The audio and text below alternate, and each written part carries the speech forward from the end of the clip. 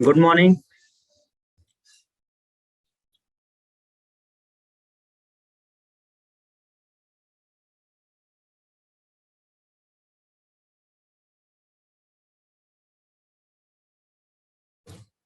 Voice clear है?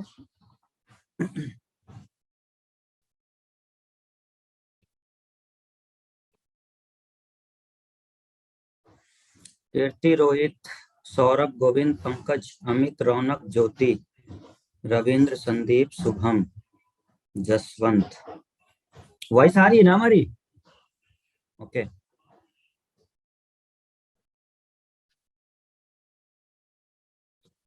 अभिषेक, मीरा, आरती, दुर्गेश, सच्चिदानंद, सच्चिदानंद स्वरूपाय।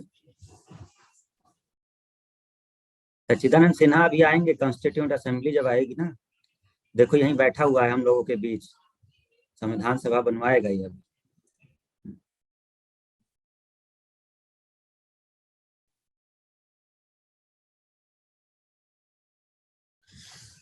Okay, चलो देखते हैं। कल का थोड़ा सा बता देते हैं जो लोग नए जुड़े होंगे।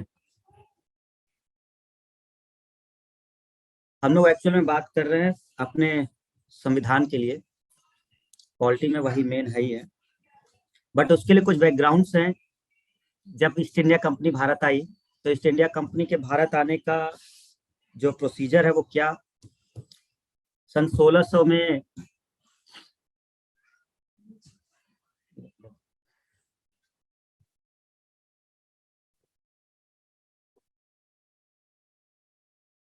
सन 1600 में एक चार्टर एक्ट निकाला, यानी कि एक अधिकार पत्र दिया महारानी एलिजाबेथ ने ईस्ट इंडिया कंपनी को। हैप्पी छठ पूजा आप लोग को भी। ठीक है, अब इस बार तो हम नहीं रहे, नहीं तो छठ पूजा में हम जनरली रहते हैं, बट इस बार मम्मी होता है ना, कुछ कंप्लीट कर दिया जाता है, शायद पता होगा। तो उसके बाद वो लोग व्रत नहीं रहते, तो हमारे यहाँ शायद मम्मी ने कंप्लीट कर दिया है।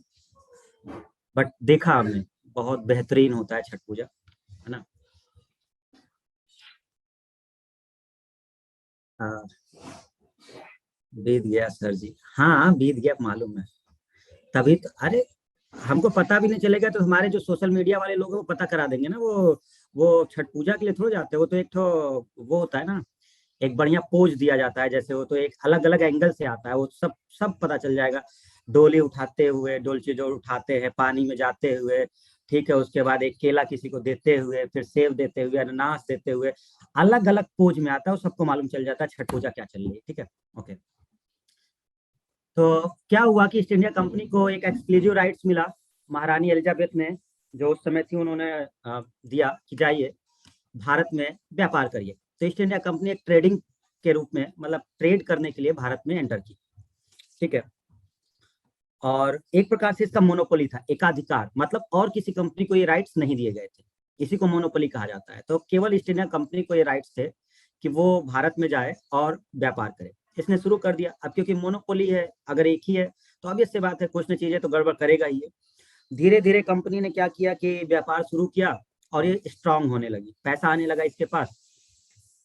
बट इसके पास अभी तक वो पावर नहीं थी कि यहाँ पर राज कर सके। रूल का पावर नहीं था, क्योंकि रूल जो चल रहा था वो मुगल सल्तनत का चल रहा था। जो मेन राजा बैठ रहे थे दिल्ली में, वो मुगल सुल्तान बैठ रहे थे। तो इन लोगों ने सोचा कि अगर हमारे पास ये पावर आ जाए यहाँ का, कुछ रेवेन्यू वगैरह का, तो बेटर होगा। संयोग से एक युद्ध, इनका जो निर्णायक युद्ध हुआ वो हुआ बक्सर का युद्ध। तो 1764 में जो बक्सर का युद्ध हुआ, इसने पूरी कंडीशन ही बदल के रख दी।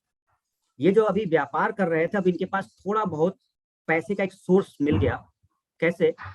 1764 में बैटल ऑफ बक्सर में इन लोग की विजय हो गई, ईस्ट इंडिया कंपनी की। और जैसे इनकी विजय हुई, अब शामिल कौन था इसमें? तो इवन मुगल सल्तनत का नवाब भी मतलब जो सुल्तान था वो भी शामिल था, शाह आलम द्वितीय। अब जब सुल्तान ही हार जा रहा है मुगल सल्तनत का, तो ऑब्वियस सी बात है कि पावर तो अंग्रेजों के हाथ में जाएगी। बैटल ऑफ बक्सर अगर आप देखते हैं, तो मीर कासिम, सुजाउद्दौला, और तीसरा कौन है? शाह आलम। शाह आलम मुगल सल्तनत का सुल्तान है, मीर कासिम बंगाल का नवाब था, और अवध का नवाब है सुजाउद्दौला। तीन मेन रीजन और मेन सुल्तान तीनों हार रहे हैं। इसका मतलब पावर जो है वो कंपनी के पास आने वाली है।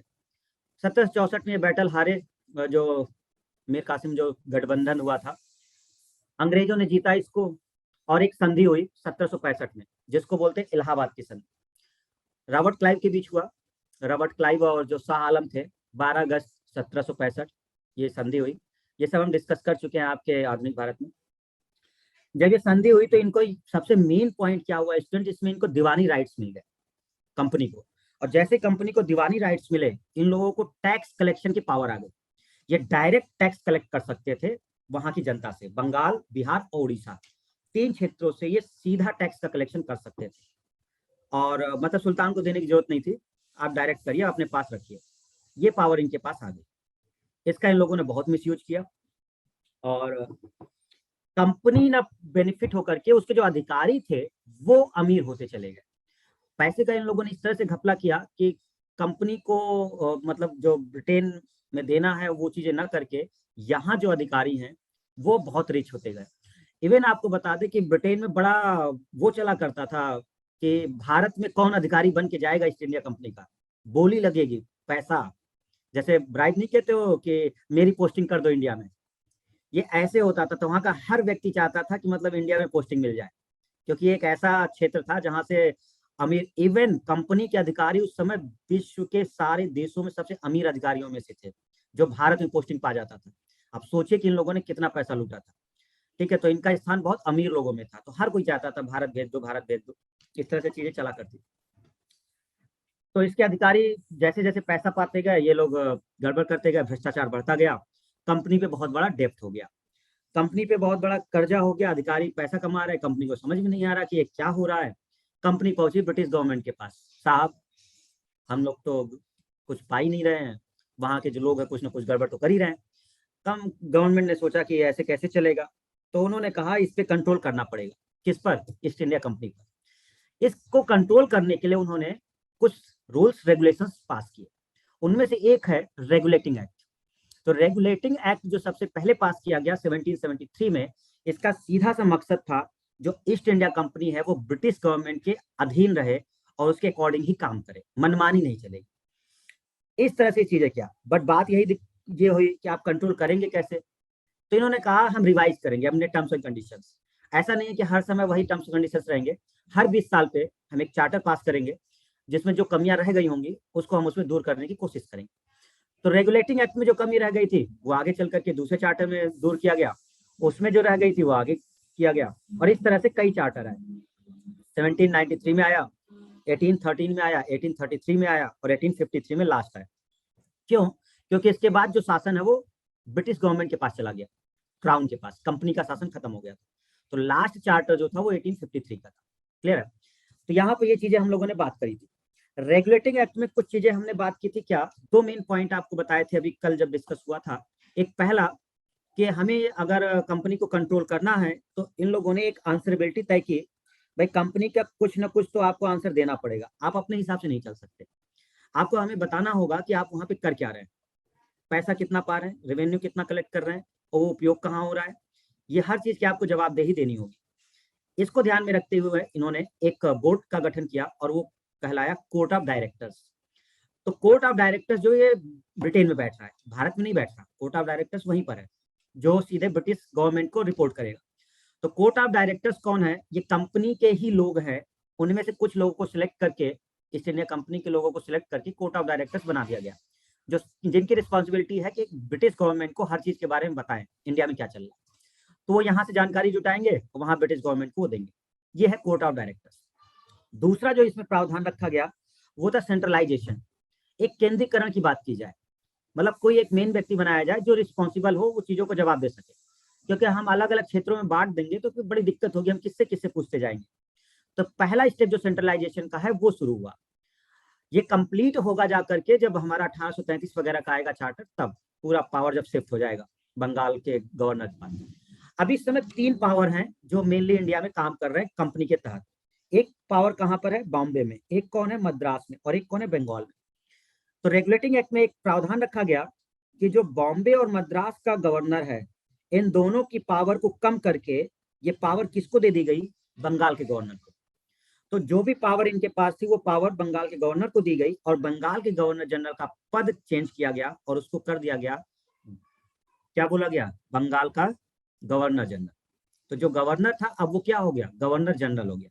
लेकिन मद्रास में जो बैठा है वो कौन है? अभी वो गवर्नर ही है। बॉम्बे में जो बैठा है वो कौन है? गवर्नर है। लेकिन जो बंगाल में बैठेगा वो कौन कहलाएगा? वो गवर्नर जनरल कहलाएगा। इससे हमें एक चीज पता चल जाएगी कि गवर्नर जनरल बड़ा है, ये दोनों लोग रिपोर्ट करेंगे गवर्नर जनरल। ये ये बातें हुई। पहला कौन गवर्नर जनरल बना? सबको पता है, वॉरेन हेस्टिंग्स। ठीक है, वॉरेन हेस्टिंग उस समय बना। क्लियर है। अब बात आई कि वॉरेन हेस्टिंग काम कैसे करेगा, तो फिर वही दिक्कत। तो इनके लिए हेल्प के लिए एक काउंसिल बनाई गई, परिषद का गठन किया गया, उसमें 4 मेंबर रखे गए, ठीक है, जो इनकी हेल्प करेंगे। ओके, यहाँ तक हमने बात करी है।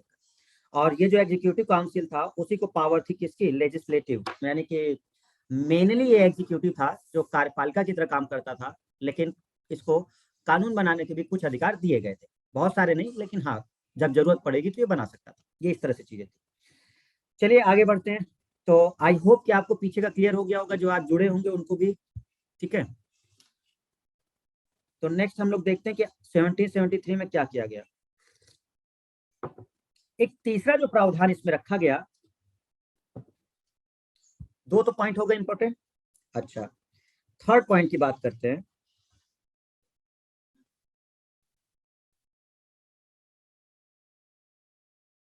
सुप्रीम कोर्ट की स्थापना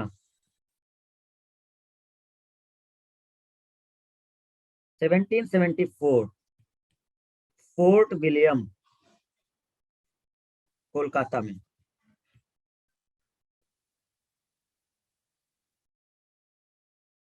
फोर्ट विलियम जो इनका फोर्ट विलियम है अंग्रेजों का, ईस्ट इंडिया कंपनी का, उसमें इन्होंने एक सुप्रीम कोर्ट की स्थापना कर दी, जिसको आज आप लोग सुप्रीम कोर्ट समझ रहे हैं। इस तरह का एक सुप्रीम कोर्ट आपका उस समय हो चुका है।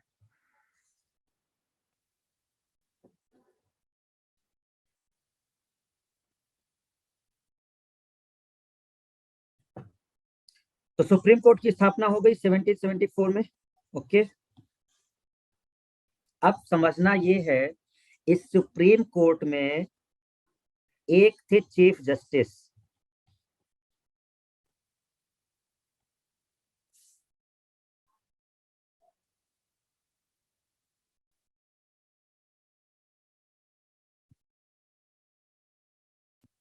एलिजा इम्फे, या इनको एल्जा इम्फे भी कहा जाता है, और 3 अन्य जस्टिस।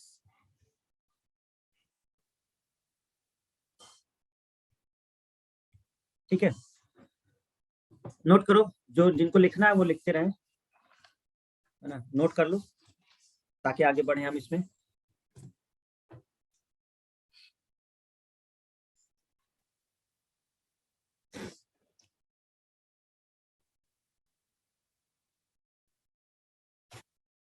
ठीक है, पीडीएफ देखा आप लोगों ने?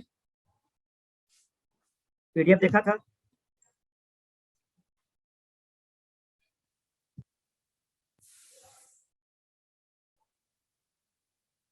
सर पीडीएफ में ये सब होगा, कुछ चीजें नहीं होंगी, मतलब असल में कुछ चीजों का मतलब जिस तरीके से हम समझा रहे हैं उस तरीके से नहीं लिखा है वो। ठीक है ना, देखो अब वो कैसे लिखा है, हम दिखा दें आपको जरा। ये पीडीएफ है। अब जैसे हम आपको बात कर रहे हैं 1773 रेगुलेटिंग एक्ट की, अब देखो पीडीएफ में कैसे लिखा हुआ है। जब हम इसकी बात करते हैं रेगुलेटिंग एक्ट की, तो हमने पॉइंट्स लिखे। अब जैसे यहाँ पे लिखा कि इंग्लैंड की संसद में पारित हुआ। ब्रिटेन प्रधानमंत्री कौन थे? नॉर्थ ब्रुक थे उस समय। ठीक है, इंग्लैंड का सम्राट कौन था उस समय? जॉर्ज 3 था।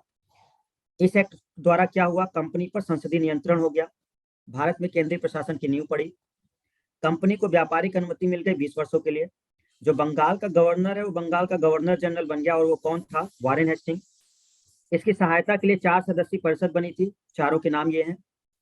कलकत्ता में फोर्ट विलियम में सुप्रीम कोर्ट की स्थापना हुई, जिसके मुख्य न्यायाधीश है एलिजा इम्पे, और अन्य न्यायाधीश है चैम्बर्स, लेमिस्टर और हाइड। ब्रिटिश सरकार का कंपनी पर नियंत्रण हो गया, किसके द्वारा? कोर्ट ऑफ डायरेक्टर्स के द्वारा। ये इस तरह से है, पॉइंट सारे हैं, देखो पॉइंट कोई भी कमी नहीं है, लेकिन जो हमारी समझाने का तरीका है, तो अब वो हम पूरा पीडीएफ थोड़ा लिखेंगे आपको कि यहाँ पर हम पूरी पीडीएफ यहाँ पर ड्राइव करेंगे। यहाँ जो पढ़ाने का तरीका है वो डिफरेंट होगा। ठीक है, पॉइंट सब होंगे, उसमें कोई आपको ज्यादा दिक्कत नहीं आने वाली। तो पीडीएफ देखते रहना है ना। मैक्सिमम टॉपिक को आप लिख दिया करिए, क्योंकि डायरेक्ट नोट्स बनाने में आसान हो जाता है, बाद में पीडीएफ से लिखने में दिक्कत होती है। चलो दोनों चीजें हैं, करते रहो। तो क्लियर हो गया सबको, चीजें क्लियर हुई। तो इससे एक फायदा आपको पीडीएफ से मिलेगा कि कुछ पॉइंट्स है हिंदी में है, ये सबसे बड़ी बात कि ये पूरी चीजें हिंदी में लिखी हुई हैं। हमारे कुछ पॉइंट्स जो पढ़ाते समय वो इंग्लिश में रहेंगे, लेकिन आपकी जो पीडीएफ है वो हिंदी में है। ठीक है। तो 3 अन्य न्यायाधीश कौन है स्टूडेंट? 3 अन्य न्यायाधीश कौन है? देखो ये, एक कौन है? चैम्बर्स, दूसरा कौन है? लेमिस्टर, और तीसरा कौन है? हाइड। मतलब एक जो है वो कौन है? एलिजाइन पे है, ये चीफ जस्टिस है, और बाकी 3 जो हैं वो आपके अन्य न्यायाधीश जो इसकी सहायता करेंगे, चैम्बर्स, लेमिस्टर और हाइड। ठीक है। तो मेन क्वेश्चन एलिजाइन पे के लिए रहता है, चैम्बर्स, लेमिस्टर और तीसरे कौन है? हाइड। तो पॉइंट हमें क्लियर हो गया। 3 पॉइंट जो हमें देखने को मिले। एक पहला पॉइंट हमें देखने को मिला, आंसरेबिलिटी तय की गई। आंसरेबिलिटी, भाई कोई तो होगा जो आंसर देगा, वो कोर्ट ऑफ डायरेक्टर्स था। दूसरा, सेंट्रलाइजेशन, केंद्रीकरण किया गया। कैसे? जो पावर थी 3 जोन की वो सीधे बंगाल को दे दी गई, और उसको गवर्नर जनरल बंगाल बना दिया गया। इसके लिए परिषद गठन हुआ। तीसरा जो इंपॉर्टेंट पॉइंट था, सुप्रीम कोर्ट, जिसकी स्थापना की गई। देखो अब दिक्कत क्या हुई, प्रॉब्लम ये थी, बना तो दिया इन लोगों ने सुप्रीम कोर्ट, और काउंसिल भी बना। देखो दो चीजें चल रही हैं, ध्यान रखना। गवर्नर जनरल का पद चल रहा है और गवर्नर जनरल की काउंसिल चल रही है, जिसमें 4 सदस्य जो उसको मदद कर रहे हैं। और उसी समय इन्होंने सुप्रीम कोर्ट की भी स्थापना कर दी है। इन लोगों ने अधिकार तय नहीं किए। सबसे बड़ी गलती जो 1773 के रेगुलेटिंग एक्ट में हुआ, एक जो डिफेक्ट है इस रेगुलेटरी एक्ट का, वो सबसे बड़ा डिफेक्ट ये था, इन्होंने पावर तय नहीं की। सुप्रीम कोर्ट क्या करेगा और काउंसिल क्या करेगी, कॉन्ट्राडिक्शन शुरू हो गए। सुप्रीम कोर्ट का कंपनी के अधिकारियों पे कुछ नियंत्रण था। अब सुप्रीम कोर्ट क्या कर रही थी कि जो कंपनी है ईस्ट इंडिया कंपनी, उसके अधिकारियों को भी वो कुछ चीजें, मतलब उसके ऊपर भी अप्लाई कर दे रही है, कुछ अपने अधिकार जमाने की कोशिश कर रही है सुप्रीम कोर्ट। और उधर जो बनाया गया था काउंसिल, जो गवर्नर जनरल का, वो मेन था जो कार्यपालिका चलानी थी उसे। भाई सुप्रीम कोर्ट तो न्यायपालिका के लिए बनाई गई थी, एग्जीक्यूटिव काउंसिल जो था वो गवर्नर जनरल का परिषद था। क्योंकि इन लोगों ने रेगुलेटिंग एक्ट में चीजें डिफाइन नहीं की, प्रॉब्लम क्रिएट हो गई, दोनों में कॉन्ट्राडिक्शन हो गए, विवाद बढ़ने लगा। अब कहीं ना कहीं किसी न किसी मामले में दोनों भिड़ जाते थे, दिक्कतें हुई। जैसे ये दिक्कतें हुई, तो कंपनी ऑफिसर्स पर कंट्रोल था, यानी ये कुछ हस्तक्षेप कर रहे थे जो सुप्रीम कोर्ट वाले थे। इनको सेटलमेंट करने के लिए कि भैया आप गड़बड़ ना करिए, इसलिए विवाद रोकने के लिए एक एक्ट पास किया गया,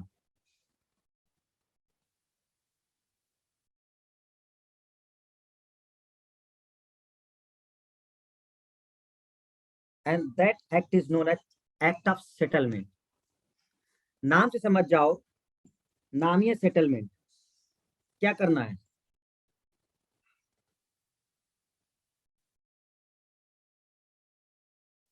किनके भी सेटलमेंट करना है? सुप्रीम कोर्ट और जो गवर्नर जनरल की काउंसिल है, उन्हीं दोनों में विवाद चल रहा है। क्योंकि गवर्नर जनरल की जो काउंसिल है वो कंपनी ऑफिसर को देख रही है, लेकिन सुप्रीम कोर्ट के अधिकार बताए नहीं इन लोगों ने, तो ये भी कंपनी के ऑफिसर पे कंट्रोल रख रहा है। प्रॉब्लम क्रिएट हो गई। दोनों के सेटलमेंट करने के लिए कि आप किस क्षेत्र में काम करेंगे, आप किस क्षेत्र में काम करेंगे, इसलिए एक्ट ऑफ सेटलमेंट लाया गया। इसके अंदर का पढ़ने की रिक्वायरमेंट आपको नहीं है, क्योंकि ये चीजें आपसे नहीं पूछी जाती। बस इतना समझ लीजिए कि एक्ट ऑफ सेटलमेंट क्यों लाया गया था। वो सुप्रीम कोर्ट और जो परिषद है, उन दोनों के बीच विवाद को रोकने के लिए एक्ट ऑफ सेटलमेंट लाया गया 1781। कंपनी अभी भी नहीं रुक रही, कंपनी के अधिकारी बड़े तेज। रेगुलेटिंग एक्ट पास करने के बाद भी ईस्ट इंडिया के कंपनी के ऊपर कोई नियंत्रण नहीं है। ये अपनी मनमानी अभी भी कर रहे हैं, जिस तरह से चलना है चल रहे हैं। ये वही हाल है, तुम नियम बनाते रहो जो आज भी चलता है, हम उसका तोड़ तो ढूंढ ही लेंगे। तुम नियम बनाओ, बाकी तो हम लोग देख ही लेंगे जो होना है। तो ये उस समय भी चल रहा है।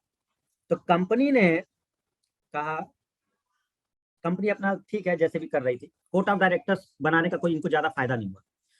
ब्रिटिश गवर्नमेंट ने कहा यार ये कैसे चलेगा, हम जो भी कहते हैं ये कंपनी मानती नहीं है, दिक्कतें बढ़ रही हैं। इन्होंने कहा कि अब बताना पड़ेगा कि असल में बॉस कौन है, ब्रिटिश गवर्नमेंट है या फिर कंपनी है। तो अब हम इनको बताते हैं कि असली बॉस कौन। तो इन्होंने कहा रुको, हम एक एक्ट और पास करते हैं। ठीक है, अब इन्होंने पास कर दिया एक और एक्ट।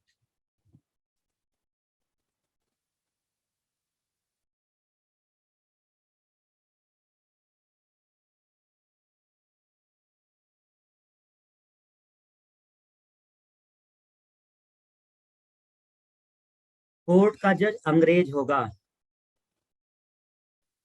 क्या बता रहे हो, एलिजाइन पे भारतीय थोड़े हैं, एलिजाइन पे तो वैसे ही अंग्रेज है।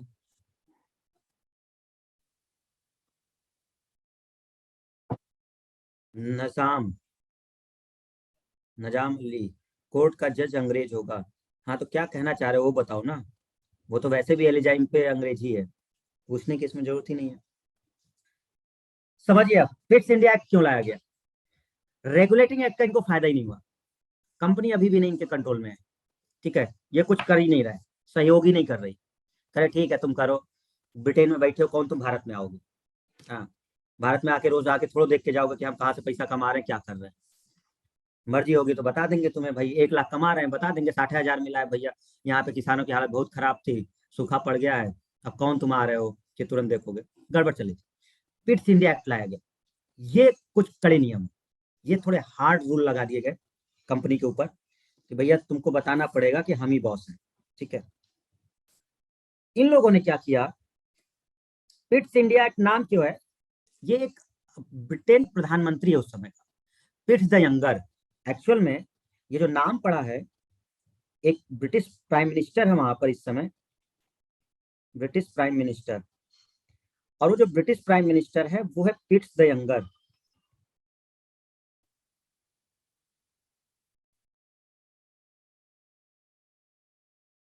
इसके नाम पर ये एक्ट पड़ा है, पिट्स इंडिया एक्ट। ठीक है, तो ये एक्चुअल में वहां का उस समय का ब्रिटिश प्रधानमंत्री है। सबसे पहला काम क्या किया इन्होंने, स्टूडेंट्स, बहुत सिंपल सा इन्होंने एक काम किया।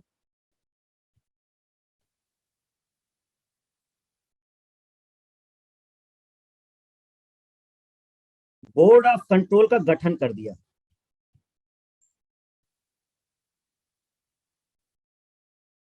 ये मेन काम, ये आपको ध्यान रखना है। देखिए, कोर्ट ऑफ डायरेक्टर्स का गठन कब हुआ है, 1773 वाले में। कोर्ट ऑफ डायरेक्टर्स में है कौन, ईस्ट इंडिया कंपनी के लोग। अब दूसरा एक गठन किया गया है बोर्ड ऑफ कंट्रोल का। बोर्ड ऑफ कंट्रोल में जो पिट्स इंडिया एक्ट है, इसमें कंपनी के लोग नहीं है। बोर्ड ऑफ कंट्रोल गवर्नमेंट के द्वारा किया गया है, ब्रिटिश गवर्नमेंट के द्वारा। इसमें जो रिप्रेजेंटेटिव है बोर्ड ऑफ कंट्रोल में, ये ब्रिटिश गवर्नमेंट के रिप्रेजेंटेटिव हैं, कंपनी के नहीं है ये लोग। ठीक है, तो बोर्ड ऑफ कंट्रोल, अब आपको ये दोनों चीजें इसलिए याद रखनी होती हैं कि बोर्ड ऑफ कंट्रोल का गठन कब हुआ है और कोर्ट ऑफ डायरेक्टर्स का कब हुआ है। तो 1773 में कोर्ट ऑफ डायरेक्टर्स का हुआ है, बोर्ड ऑफ कंट्रोल का 1784 के पिट्स इंडिया एक्ट में। चलिए आगे देखते हैं।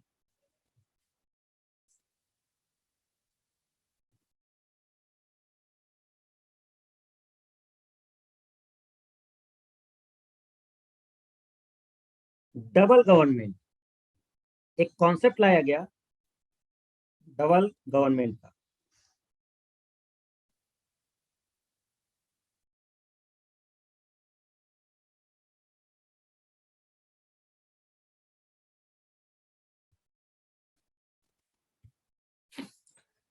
Board of control and court of directors.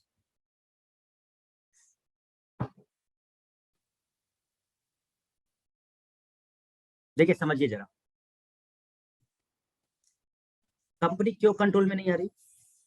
क्योंकि केवल कंपनी को अधिकार दिया गया। गवर्नमेंट ने कहा हम एक और बॉडी बना रहे हैं जो हमें गवर्नमेंट को बताएगी और कुछ पावर हम उसको दे देंगे। इन लोगों ने जो बोर्ड ऑफ कंट्रोल है इसको राजनीतिक पावर दे दिए।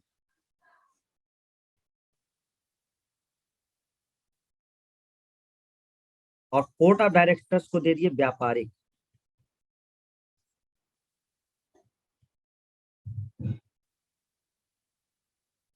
ठीक है, क्या मीनिंग हुई? सिंपल शब्दों में समझो, क्या मीनिंग हुई? पॉलिटिकल, मिलिट्री, एडमिनिस्ट्रेटिव,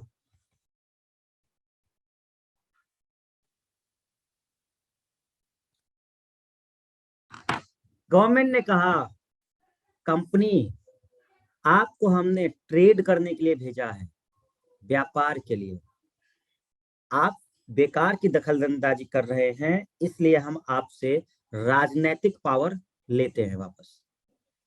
आप पॉलिटिकल पावर इंडिया में नहीं देखेंगे, आप पॉलिटिकल नहीं देखेंगे, मिलिट्री का कोई पॉइंट नहीं देखेंगे, प्रशासक का कोई काम नहीं देखेंगे। आप केवल क्या देखेंगे? व्यापार, केवल ट्रेड से रिलेटेड सारे काम आप देखेंगे। जितने एडमिनिस्ट्रेटिव मामले हैं वो हम बोर्ड ऑफ कंट्रोल को देते हैं। इन्होंने यहां से किया। अब ये एक बड़ा रूल है, एक बड़ा कदम उठाया गया है। क्यों? अब जो कंपनी है, देखो जब भी हम स्टूडेंट बात करते हैं कोर्ट ऑफ डायरेक्टर्स की, तो हम किसकी बात कर रहे हैं? जब हम कोर्ट ऑफ डायरेक्टर्स की बात करेंगे तो हम किसकी बात करेंगे? कंपनी की, क्योंकि कंपनी के अधिकारी। इन लोगों को क्या किया गया? लिमिट कर दिया गया, इनके पावर लिमिटेशन में आ गए। कैसे आ गए? इन्होंने कहा ना अब आप मिलिट्री पावर नहीं देखेंगे, ना आप राजनीतिक मामले देखेंगे, प्रशासक वाले काम आपको नहीं करना, वो हम एक बोर्ड बना रहे हैं। ये बोर्ड ऑफ कंट्रोल बना दिया गया और इनकी पावर को सेपरेट कर दिया गया। किसमें? पिट्स इंडिया एक्ट में। और कहा गया आप केवल व्यापारिक मामले देखिए, बाकी आपको देखने की रिक्वायरमेंट नहीं है। ये है हुआ। तो ये कहते हैं डबल गवर्नमेंट एक साथ चल रहा है। आधा काम बोर्ड ऑफ कंट्रोल देख रहा है और आधा काम कोर्ट ऑफ डायरेक्टर्स देख रहा है। क्लियर हुआ? और एक प्रकार से इन ये लोग की जवाबदेही हो गई बोर्ड ऑफ कंट्रोल के ऊपर कि भाई कोर्ट ऑफ डायरेक्टर्स, क्योंकि अब ये प्रशासक मामले देख रहा है ना, ये कोई भी इनसे क्वेश्चन कर सकता है कि भैया क्या चल रहा है। सर आवाज सही से नहीं आ रही है। आवाज आ रही है? वॉइस क्लियर है ना? हाँ, तो आपका नेटवर्क थोड़ा वीक होगा। पूजा चेक कर लो, हो सकता है वहां पर कोई इशू हो। तो सबसे इंपॉर्टेंट पॉइंट जो फिट्स इंडिया एक्ट का हुआ वो क्या हुआ स्टूडेंट्स? चलिए आपको हम जरा आपका पीडीएफ दिखाते हैं कि क्या है। आप उसको पढ़िए, जरा ध्यान से देखिएगा। फिट्स इंडिया एक्ट के समय जो गवर्नर जनरल है वो वॉरेन हेस्टिंग ही है और इंग्लैंड सम्राट जॉर्ज ही है। ठीक है। राजनैतिक और व्यापारिक कार्य को पृथक कर दिया गया। समझ में आया? राजनैतिक और व्यापारिक कार्य को पृथक कर दिया गया। बताओ राजनैतिक कार्य किसको दिए गए? राजनैतिक पॉलिटिकल पावर किसको दे दी गई? यस, राजनीतिक पावर किसको दे दी गई?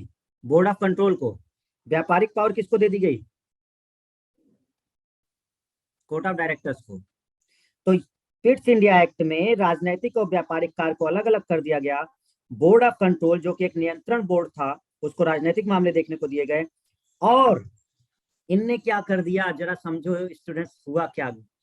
गवर्नमेंट बहुत तेज चल रही है इस समय ब्रिटिश वाली, बट कंपनी इनसे भी आगे निकलेगी। कंपनी अभी भी ना मानेगी। कंपनी फिर से कुछ ना कुछ करेगी, गड़बड़ करेगी। ये जितने नियम निकाल रहे हैं वो कुछ ना कुछ फिर ढूंढ लेंगे। तो ब्रिटिश गवर्नमेंट ने कहा ऐसा है, आपने जितने क्षेत्र पे अधिकार किया है भारत में, कंपनी ईस्ट इंडिया कंपनी, क्योंकि मिलिट्री पावर भी चल रही है इसकी इस समय, बक्सर का युद्ध जीते हुए हैं ये लोग, अब बहुत सारे क्षेत्रों को इन्होंने अपने कब्जे में कर रखा है। तो ब्रिटिश गवर्नमेंट ने कहा तुम्हारे जितने क्षेत्र हैं ईस्ट इंडिया कंपनी, वो तुम्हारे क्षेत्र नहीं है। वो किसके क्षेत्र हैं? वो ब्रिटिश गवर्नमेंट के क्षेत्र हैं। ये हमारे क्षेत्र हैं। आपको हम केवल भेजे हैं, आप केवल बस रहिए वहां, कमाइए, लेकिन कभी भी ये मत सोचिएगा कि आप वहां के राजा हो गए हैं। आपके जितने भी क्षेत्र हैं वो हमारे ही क्षेत्र कहलाएंगे। इन्होंने सीधा नियम निकाल दिया, भारत में कंपनी के अधीन जितने भी क्षेत्र हैं वो सारे के सारे ब्रिटिश आधिपत्य का क्षेत्र कहलाएगा। मतलब आप रहिए, क्षेत्र को करिए, लेकिन रहेगा ये ब्रिटेन के राजा का ही, उसका असल शासक ब्रिटेन का राजा ही कहलाएगा। ठीक है, ये एक प्रावधान रख दिया गया पिट्स इंडिया एक्ट में। ठीक है, परिषद के सदस्यों की संख्या 4 से घटाकर कितनी कर दी गई? 3 कर दी गई। अभी देखिए ऊपर, इनकी सहायता के लिए कितने रखे गए थे? 4 रखे गए थे। यहाँ कितने हो गए? क्यों? अब समझो आप जरा, ये जो बोर्ड ऑफ कंट्रोल है ना, एक्चुअल में ये जो बोर्ड ऑफ कंट्रोल है इसमें भी तो मेंबर होंगे भाई। बोर्ड ऑफ कंट्रोल का मतलब क्या? सदस्य तो होंगे ना इसमें। ये करीब करीब 6 सदस्य रखे गए थे। अब 6 सदस्यों के खुद ही बोर्ड ऑफ कंट्रोल बना दिया गया था। कोर्ट ऑफ डायरेक्टर ऑलरेडी आपके करीब 24 सदस्यों का चल रहा था जो थे। अब परिषद जो आपकी है, परिषद जो गवर्नर जनरल की बनी हुई है उसमें 4 सदस्य हैं। तो जब जवाबदेही इन लोगों की बनती जा रही है तो इन्होंने कहा कि अभी इसमें 4 की जरूरत नहीं है, चलो इसको घटा दो। एक को इन्होंने कम कर दिया और परिषद के सदस्यों की संख्या 3 कर दी। आई होप कि तीनों चीजें आपको समझ में आ रही हैं। गवर्नर जनरल परिषद समझ में आ रहा है, बोर्ड ऑफ कंट्रोल क्लियर हो गया, कोर्ट ऑफ डायरेक्टर्स क्लियर हो गए। जो जनरल परिषद है, गवर्नर जनरल की परिषद, वो हेल्प करने के लिए है वारेन हेस्टिंग की। कोर्ट ऑफ डायरेक्टर्स कंपनी का एक बोर्ड है जो ब्रिटिश गवर्नमेंट को जवाब देगा हर एक का कि भारत में वो क्या कर रहा है। Board of control British government के द्वारा बनाया गया है, जिसमें उसके द्वारा नियुक्त अधिकारी हैं। ठीक है, जो सीधे सीधे व्यापारिक मामलों को न देख करके बाकी जितने मामले वो देखेंगे, वो जो राजनीतिक है, मिलिट्री पावर है, प्रशासकीय, वो सब बोर्ड ऑफ कंट्रोल देखेगा, जो 6 सदस्यीय परिषद है। कोर्ट ऑफ डायरेक्टर्स जो है वो व्यापारिक मामले देखेगा। ये चल रहा है। तो पिट्स इंडिया एक्ट का सबसे इंपॉर्टेंट पॉइंट यही है जिसको समझा जाता है। बाकी जो छोटे छोटे पॉइंट्स है वो ब्रिटेन, जो भारत में ईस्ट इंडिया कंपनी का क्षेत्र है वो ब्रिटेन का हो गया, राजा का हो गया, ये वो एडिशनल पॉइंट्स है। ठीक है, मेन पॉइंट आपको यही समझना होता है कि पिट्स इंडिया एक्ट में किया क्या गया था। तो पिट्स इंडिया एक्ट में डबल गवर्नमेंट का एक प्रावधान लाया गया। 2 बोर्ड, एक पहले से चला आ रहा था, एक और बना दिया गया। आई होप अब क्लियर हो गया। Clear everyone? कोई डाउट? इससे मतलब नहीं है आपको किसको कम किया गया था। इससे क्या मतलब आपको? उससे कोई मतलब ही नहीं किसको हटाया गया था किसको क्या, वो कोई मीनिंग नहीं है। बस इतना समझो कि वो 4 में से एक को हटा दिया गया था, 3 है। हाँ, जब कोई नया जुड़ेगा तो वो याद कर लेना। चौथा जब ऐड होगा, लॉर्ड मैकाले ऐड होगा, आगे चल करके लॉर्ड मैकाले को चौथा सदस्य फिर बना दिया जाएगा। वो जो 3 रहेंगे वो एक और आएगा उसमें, वो इंपॉर्टेंट पर्सन होगा लॉर्ड मैकाले, जो पूरी कंडीशन ही बदल के रख देगा, क्योंकि कानून जानता है वो, विधिक कानून, लॉ का मेंबर बनाया जाएगा वो। ठीक है सर, नंबर ऑफ मेंबर्स एक बार बता दीजिए। देखिए, बोर्ड ऑफ कंट्रोल की बात करें तो 6 मेंबर हैं। कोर्ट ऑफ डायरेक्टर्स में एक्चुअल में 24 सदस्य हैं, और इसमें एक प्रेसिडेंट है, अध्यक्ष है उसका, और एक उपाध्यक्ष है। तो टोटल देखोगे तो 26 होंगे। लेकिन जब मेंबर्स पूछा जाता है तो मेंबर्स 24 बताए जाते हैं, एक प्रेसिडेंट बताया जाता है और एक उपाध्यक्ष बताया जाता है। ठीक है, जो हमारे परिषद हैं उस परिषद में 4, सिंपल सी चीजें। ओके, आगे बढ़ते हैं। चलिए, अब हम लोग देखते हैं। देखो स्टूडेंट्स, हमने बात की 1773। ठीक है, हमने बात की 1773। एक बात हमने कर ली 1781, जो उतना इंपॉर्टेंट तो खैर नहीं था, और 1784। ठीक है, अब जो चार्टर एक्ट है 1793, ये सब बहुत इंपॉर्टेंट नहीं है, लेकिन थोड़ा सा समझा देते हैं एक्चुअल में क्या था। अब आपका सबसे ज्यादा इंपॉर्टेंट 1813, 1837 और 1835, ये 3 बहुत इंपॉर्टेंट है। 1793 वाले चार्टर में क्या किया गया था? जब ये 1793 का चार्टर आया, अच्छा समझिए, इस पिट्स इंडिया एक्ट, ये जो भी चीजें हैं चल रही हैं, और आपको बताया था कि 20 साल के लिए चीजें बढ़ाई गई थी। कितने साल के लिए दिया गया था स्टूडेंट? 20 ईयर्स। तो 1773 के बाद 20 साल पूरे, 1793 में चार्टर एक्ट आ गया। इसका एक ही मेन पॉइंट सबसे इंपॉर्टेंट है, बोर्ड ऑफ कंट्रोल की सैलरी कंपनी देगी।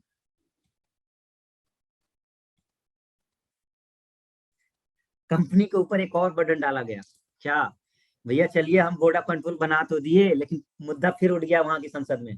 क्या उठ गया कि भैया इनकी सैलरी कौन देगा? बना तो दिया आपने, और इससे हम लोग का क्या फायदा है? आप तो ये कंपनी को कंट्रोल करने के लिए बना रहे हैं, तो हम पैसा क्यों दें? गवर्नमेंट का ये मतलब, उनने कंपनी पर ही रूल लगा दिया, ऐसा है जितने मेंबर हैं इन सब की सैलरी आप ही देंगे। ये प्रावधान लाया गया 1793 के एक्ट में। समझ में आया स्टूडेंट्स कि 1793 के एक्ट में एक प्रावधान बस ये लाया गया कि इन्होंने क्या कर दिया कि बोर्ड ऑफ कंट्रोल की जो सैलरी है वो आप लोग देंगे। ये है मेन पॉइंट। ओके, समझिए। चार्टर एक्ट 1793, व्यापारिक अनुमति 20 सालों के लिए बढ़ा दी गई। बोर्ड ऑफ कंट्रोल की सैलरी कंपनी को देनी होगी। सीधा सा पॉइंट ये था। तो आपने जो फर्स्ट पेज है आपके पीडीएफ का, वो चीजें ये है। देखो, ये भाग 1, ये वो भाग नहीं है कॉन्स्टिट्यूशन का, ये चैप्टर के हिसाब से भाग 1 लिखा है। भाग 1 तो उसमें स्टेट है, संघ और संघ राज्य है। हम कॉन्स्टिट्यूशन का भी शुरू ही नहीं किया, तो इस भाग 1 को उससे ना समझ लेना। ये चैप्टर जो स्टार्ट होता है उसमें भाग 1 लिखा हुआ है। तो हमने देखा ऐतिहासिक पृष्ठभूमि। देखो, स्टार्टिंग में हम समय इसलिए ले रहे हैं जिससे आपको चीजें क्लियर हो जाएं क्या चल रहा है, तब चैप्टर ज्यादा बेटर क्लियर होगा। तो हम लोगों ने ये चीजें देख ली, ये सारे पॉइंट्स आपको, इसमें आप कोई दिक्कत नहीं आने वाली पढ़ते समय। कोई दिक्कत आएगी? किसी को कोई दिक्कत नहीं आएगी। 1600 समझाई दिया क्या था। प्लासी का युद्ध ये उतना इंपॉर्टेंट नहीं है जितना कि कौन सा है, बक्सर वाला। बक्सर वाला ज्यादा इंपॉर्टेंट था, क्योंकि बक्सर के बाद ही एक संधि हो गई थी। कौन सी? 1765 वाली। और इसी संधि में जो 12 अगस्त 1765 को जो संधि हुई है, इसी संधि में शाह आलम के द्वारा दीवानी अधिकार प्रदान कर दिए गए थे कंपनी को 1765 में, बंगाल, बिहार, उड़ीसा। तो शाह आलम जो शासक था उस समय, उस शाह आलम ने ये दीवानी अधिकार कंपनी को दे दिए थे टैक्स कलेक्शन के लिए। बदले में कंपनी उनको 26 लाख रुपए देने वाली थी प्रतिवर्ष, कि चलिए आपको जीने के लिए, खाने के लिए हम 26 लाख रुपए प्रतिवर्ष देंगे। वहीं सुजाऊ दौला से एक संधि हुई थी, तो सुजाऊ दौला से इलाहाबाद और कड़ा का क्षेत्र ले लिया गया था, और वो शाह आलम को दे दिया गया था। और एक हरजाना लगाया गया था 50 लाख का सुजाऊ दौला के ऊपर, जब ये इलाहाबाद की संधि हुई थी। ठीक है, हमें उतना नहीं जाना, वो हिस्ट्री के पार्ट है। हमें बस इतना जरूरत है कि इलाहाबाद की जब संधि हुई थी तो इनको दीवानी राइट्स मिल गए थे। ठीक है, जिससे टैक्स कलेक्शन कर सकते थे। वो टैक्स कलेक्शन मतलब जो भी उनका रेवेन्यू वगैरह था वो जनरेट करने। और उसी समय 1772 में वॉरेन हेस्टिंग जो बंगाल का गवर्नर नियुक्त हुआ था, 72 में द्वैत शासन समाप्त हुआ था। आपको पता होगा द्वैत शासन किसने लगाया था? रॉबर्ट क्लाइव ने। ठीक है, द्वैत शासन रॉबर्ट क्लाइव के द्वारा चलाया गया था। एक तरफ शासन कौन कर रहा था? शाह आलम। और दूसरी तरफ जो टैक्स रेवेन्यू के अधिकार थे वो क्लाइव के पास थे। और जो रोड बनवाना था, स्कूल थे, तालाब खुदवाने थे, ये सब किसके पास था? शाह आलम के पास। ये चीजें थी। हम जो पढ़ रहे हैं वो कंपनी का शासन पढ़ रहे हैं। 1773 जब रेगुलेटिंग एक्ट पास हुआ है, तो इस रेगुलेटिंग एक्ट के पास होने से लेकर 1858 तक ये जो चला है, ये चीज को किसके शासन में आती है? कंपनी के शासन में आती है। क्यों? क्योंकि 1858 में एक अधिनियम आया था जिसके तहत जो भारत का अधिकार है वो किसको चला गया था? ब्रिटिश क्राउन को चला गया था। आपको पता होगा लॉर्ड कैनिंग ने जब इलाहाबाद में वो घोषणा पत्र पढ़ा था महारानी विक्टोरिया का। क्लियर है ना सभी को? तो घोषणा पत्र पढ़ा था कि अब जो विक्टोरिया होंगी वो साम्राज्ञी होंगी यहाँ की। तो तब तक हम शासन कहते हैं कंपनी का, कि ईस्ट इंडिया कंपनी का शासन कब तक था? 1773 जब रेगुलेटिंग एक्ट पास हुआ था, और 1858 तक, जब तक कि वो 57 की क्रांति के बाद वो क्षेत्र ब्रिटेन की महारानी के पास नहीं चला गया, तब तक। तो ये कंपनी का शासन हम लोग पढ़ रहे हैं अभी तक। रेगुलेटिंग एक्ट पास हुआ 73 में, चीजें ध्यान समझ लीजिए। 1784 क्विट्स इंडिया एक्ट और चार्टर एक्ट 1793। ओके स्टूडेंट्स, कोई दिक्कत नहीं। अब आपका पास हुआ है 1813 का चार्टर एक्ट। ठीक है, 1813 का चार्टर एक्ट में एक पॉइंट जो सबसे इंपॉर्टेंट आपका समझना, वो एक पॉइंट आप समझ लीजिए। हो क्या रहा था, ब्रिटेन की कंपनी जो आपकी ईस्ट इंडिया कंपनी है, इसको मोनोपोली मिल रखी है। मोनोपोली मतलब एकाधिकार मिल रखा है व्यापार करने हर क्षेत्र में। मोनोपोली का मतलब कोई और कंपनी ब्रिटेन की नहीं है भारत में, केवल ईस्ट इंडिया कंपनी है ओनली। ये हर क्षेत्र में कर रही है। दिक्कतें बढ़ रही थी। गवर्नमेंट ने जब 1813 का चार्टर पास किया, तो उसने एक प्रावधान और बढ़ा दिया। क्या बढ़ा दिया? हम 20 साल का आपको अधिकार तो देते हैं, लेकिन आपकी मोनोपोली हम खत्म कर रहे हैं। जो हमने आपको ये पावर दे रखी है कि केवल आप ही भारत में व्यापार करेंगे, इस पावर को हम वापस ले रहे हैं। आपके अलावा ब्रिटेन की अब कोई और कंपनी भी जा सकती है भारत। ये प्रावधान है 1873 के चार्टर है। यानी कि अब इस चार्टर के बाद केवल ईस्ट इंडिया कंपनी नहीं, दूसरी कंपनी भी भारत में प्रवेश कर सकती है, अपने व्यापार को बढ़ा सकती है। ये है मतलब 1813 का। तो इन लोगों ने क्या किया, कंपनी के जो व्यापारिक अधिकार थे, भारतीय व्यापारिक अधिकार समाप्त कर दिए। यही याद रखने हैं पॉइंट्स ऑब्जेक्टिव के लिए। किस चार्टर एक्ट में ईस्ट इंडिया कंपनी के व्यापारिक या कमर्शियल पावर को खत्म किया गया था, लेकिन दो क्षेत्र ऐसे थे जिनको बचा दिया गया था। कौन? चाय का व्यापार कंपनी ही करेगी। ध्यान से समझिए, सारे व्यापारिक अधिकार खत्म कर रहे हैं ये लोग। तो व्यापारिक अधिकार का मतलब समझ रहे हो? कपास भेज रहे होंगे ये लोग, ठीक है, और कपड़े वगैरह, मसाले, ये सब जो व्यापार चल रहा है कि कंपनी की ओर कर रही है। सारे अधिकार खत्म है, केवल आप नहीं, और भी कंपनी करेगी। लेकिन चाय पर आप ही का अधिकार होगा। चाय का जो व्यापार आप कर रहे हैं भारत से, वो केवल ईस्ट इंडिया कंपनी करेगी, इसके अलावा और कोई कंपनी नहीं करेगी। ठीक। और चीन से जो व्यापार हो रहा है, वो भी केवल ईस्ट इंडिया कंपनी करेगी। दो चीजों को छोड़कर बाकी सारे से इनकी मोनोपोली खत्म कर दी गई। मतलब अब और लोग भी व्यापार कर सकते हैं, लेकिन दो क्षेत्र ऐसे हैं जिसमें केवल ईस्ट इंडिया कंपनी करेगी। वो कौन से दो क्षेत्र हैं? चाय और चीन से व्यापार। ध्यान रखिएगा, इसको याद कर लो। 1813 के चार्टर एक्ट में कंपनी की मोनोपोली को खत्म कर दिया गया। ठीक। यानी कि और दूसरी कंपनी भी आकर के काम कर सकती हैं, लेकिन जो चाय है और चीन से जो व्यापार है, ये कंपनी के पास ही रहेगा।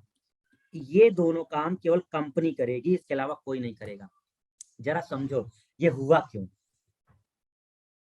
जब यहां से खबर पहुंच रही थी ब्रिटेन, अब देखो कंपनी इतनी मजबूत हो चुकी है, कंपनी कमा रही है, टैक्स कलेक्शन हो रहा है बहुत।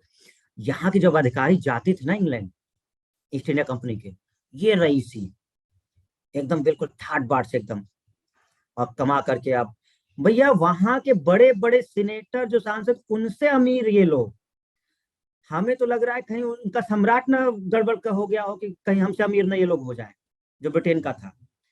तो वो भी सोच रहा होगा कि कुछ दिन में तो ये हम ही से अमीर हो जाएंगे, पता चला हमारी ही सत्ता उखाड़ के फेंक दें ये लोग। तो बट ऐसा होता नहीं था, बट कुछ था। अब जैसे ऐसे समझो, जैसे हमारे यहाँ से कोई सऊदिया चला गया कमाने, बेटा कहाँ से आ रहा है? सऊदिया से आ रहा हूँ। अरे बहुत पैसा कमाया होगा सऊदिया से, तो गजब, 2 साल का काम किया है, कमा के आया। अब ये भले वो भेड़ चराता हो वहां पर, भले वो भेड़ चराता हो, ठीक है, बकरी चराता हो, कुछ भी, लेकिन फिर भी वो कमा के आया होगा। और ये ठाट से आएगा बिल्कुल एकदम भारत में। कहाँ से आया है? सऊदिया से। अब यहाँ का जो गांव का आदमी, वो क्या कहेगा? अरे यार सऊदिया बड़ा है भाई, मुझको भी भाई अगली बार जब जाना तो मुझे भी भाई 1-2 साल के लिए ले चलो, ठीक है। तो बस 1-2 साल, ज्यादा नहीं। बस ये है, ये चल रहा है। जैसे ही भारत से यहाँ के कंपनी के लोग पहुंचते थे, इनकी शान शौकत देख करके वहां के लोग, गड़बड़, भारत सबसे अच्छा, यही है जहां से पैसा कमाया जा सकता है। तब है इन पर बर्डन डाला गया ब्रिटिश गवर्नमेंट पर, भैया ऐसे नहीं चलेगा, ईस्ट इंडिया कंपनी केवल व्यापार नहीं करेगी, हमको भी भेजोगे, हमको। अब जो बड़ी बड़ी कंपनियां थी, वो सब ने पावर, मतलब प्रेशर डाला गवर्नमेंट के ऊपर। इसलिए प्रावधान लाया गया 1813 में, भैया ईस्ट इंडिया कंपनी बहुत कमा लिया आपने, हम आपकी मोनोपोली खत्म कर रहे हैं, अब दूसरी कंपनी भी भारत में जाएंगी और कमाएंगी। ये चल रहा है 1813 में। सिनेरियो क्लियर हो सबको, क्या हो रहा है? तो 1813 में ये चीजें हुई और ये अप्लाई कर दिया गया। लेकिन दो चीज जो कंपनी के पास है वो आपको हमने बता दी। कौन सी दो चीजें स्टूडेंट्स? जिसपे उनका मोनोपोली है। बाकी व्यापार भी वो कर रहे हैं, लेकिन बाकी में और भी कंपनियां हैं, लेकिन दो मोनोपोली कंपनी के पास ही है, वो व्यापार केवल यही करेंगे। कौन सा? चाय का व्यापार और चीन से व्यापार, ये ईस्ट इंडिया कंपनी ही करेगी, ठीक है। सॉफ्टवेयर इंजीनियरिंग इन अमेरिका से आए हैं तब बाकी चाहे तुम जहां से भी आओ, हमने सिनेरियो क्लियर कर दिया कि एक्चुअल में कैसा है, ठीक है। अच्छा, एक सबसे बड़ी बात जो हुई, एक पॉइंट तो ये हुआ इस एक्ट में, एक हुआ शिक्षा पर खर्च किया गया 1 लाख रुपए। 1813 वो पहला समय जब ये ध्यान दिया गया कि भैया यहाँ पर अंग्रेजी शिक्षा को बढ़ाना है। क्यों? क्योंकि जब तक हम अंग्रेजी शिक्षा नहीं बढ़ाएंगे, ये लोग अपनी संस्कृति को फॉलो करते रहेंगे, अपने कल्चर को फॉलो करते रहेंगे, अपने देश से जुड़े रहेंगे, अपनी मातृभूमि को मानते रहेंगे। और जैसे हम इंग्लिश को प्रोवाइड कर देंगे, इंग्लिश को उच्च शिक्षा का माध्यम बना देंगे, ये लोग रहेंगे तो भारतीय, लेकिन ये दिमाग से होंगे अंग्रेज। समझे? बहुत बड़ा दिमाग लगाया इन लोगों ने। सबसे पहले इन लोगों ने चीजों को खत्म करना शुरू किया। तो अब इन्होंने कहा कि करें क्या? तो इन्होंने कहा ऐसा करो, पैसे डिसाइड कर दो, हर साल हम अपनी अंग्रेजी शिक्षा पर कितने रुपए खर्च करेंगे, विद्यालय खोलेंगे, विश्वविद्यालय खोलेंगे, लोगों को फ्री में शिक्षा देंगे, सबको अपनी तरफ मोटिवेट करेंगे। तो इस एक्ट में एक प्रावधान और लाया गया, हर साल भारतीयों की शिक्षा पर 1 लाख रुपए की धनराशि खर्च की जाएगी। ये उस समय की 1 लाख बहुत बड़ा पैसा है। बात कब की चल रही है? 1813 के आसपास की बात चल रही है। और 1 लाख रुपए की व्यवस्था कर दी गई है भारतीय शिक्षा पे। भारतीय शिक्षा पे उनको बढ़ाना नहीं है, अंग्रेजी की शिक्षा प्रोवाइड करनी है। ठीक है, इंग्लिश को उच्च शिक्षा का माध्यम बनाना है। ये चल रहा है। रहोगे आप भारतीय, दिमाग से होगे अंग्रेज, यही होगा कलकत्ता में जब विश्वविद्यालय खुलेगा। ठीक है, तो जब वो ओपन होता है तो फिर उसके बाद वही सब अंग्रेज पैदा होंगे, भारत वाले जो आज भी हैं। ठीक है, सूट बूट बांध लिए, टाई बांध लिए, और हम कौन? भारतीय, लेकिन दिमाग से अंग्रेज। ठीक है, तो अब सीधी सी बात ये हो गई कि ये चीजें शुरू हो गई। और 1813 में, अब ये किसकी उपज है? ये लॉर्ड मैकाले की दिमाग की उपज है। ये जो व्यवस्था की जा रही है ना, भारतीय शिक्षा पर 1 लाख रुपए वार्षिक धनराशि की व्यवस्था की जा रही है, ये दिमाग की उपज है लॉर्ड मैकाले की। लॉर्ड मैकाले को जब भारत भेजा गया तो ब्रिटिश गवर्नमेंट ने कहा कि यार पता करो, ये लोग जो हैं, भारत वाले जो हैं, ये अमीर तो खैर थे ही, बहुत अमीर था, क्योंकि सब लोग उस तरह के अपने ऊपर डिपेंड थे, चीजें चल रही थी और संस्कृति से जुड़े हुए थे। तो ये लोग तुरंत विद्रोह कर देते थे अंग्रेजों के खिलाफ या किसी के खिलाफ, जैसे उनको लगता था कि हमारे धर्म के मामले में हस्तक्षेप कर रहे हैं, वो तुरंत विद्रोह हो जाता था। गवर्नमेंट ने कहा भाई मैकाले तुम ऐसा करो, कुछ ऐसा करो जिससे ये लोग हमारी तरफ हों। तो मैकाले ने पूरे देश का भ्रमण किया, उत्तर से लेकर साउथ तक, हर जगह गया। उसने कहा इतनी डाइवर्सिटी है भारत में कि हम चाह कर भी रूल नहीं कर पाएंगे। उत्तर में किसी अलग प्रकार के लोग हैं, दक्षिण चले जाओ तो उनकी संस्कृति ही बदल जाती है, भाषा ही बदल जाती है, उनके अपनी संस्कृति के प्रति अलग लगाव हो जाता है। पूरब की तरफ जाता हूं, वो अलग चेंज हो जाते हैं। हम करें कैसे राज्य? तो कहा कि कुछ तो करो। मैकाले ने कहा एक काम करते हैं, इनकी संस्कृति को खत्म करो, इनको ऐसी शिक्षा प्रोवाइड करो जिससे इनको लगे कि हमारी जो यूरोपियन शिक्षा है ये बहुत बेस्ट है, हम जो शिक्षा दे रहे हैं ये बहुत अच्छी शिक्षा है। इनको हीन भावना से ग्रसित कर दो कि ये जो पढ़ रहे हैं ये बहुत बेकार है, और हम जो लेकर के इनको इंग्लिश शिक्षा देने वाले हैं ये बहुत बेहतरीन है, ये इनको बहुत आगे लेके जाएगा। बस यही काम है जिससे हम इनको कंट्रोल कर सकते हैं और ये हमारी तरह सोचने लगेंगे। लॉर्ड मैकाले को जिम्मेदारी दे दी गई, 1 लाख की व्यवस्था की गई। 1823 में, जो आपके इसमें नहीं है, ठीक है, क्योंकि वो आपकी रिक्वायरमेंट नहीं है, वो हम तो समझा रहे हैं। तो 1823 में कमेटी बनाई गई 10 लोगों की। ठीक है, एक कमेटी बनाई गई जिसका अध्यक्ष मैकाले को रखा गया। लॉर्ड मैकाले ने पूरे सिचुएशन को समझा, हर चीज का स्टडी किया और अपनी रिकमेंडेशन भेजा उस समय के गवर्नर जनरल को। और 1935 सॉरी 1835, 1828 से 1835 गवर्नर जनरल है भारत में कौन? 1828 से 1835 गवर्नर जनरल कौन है भारत में?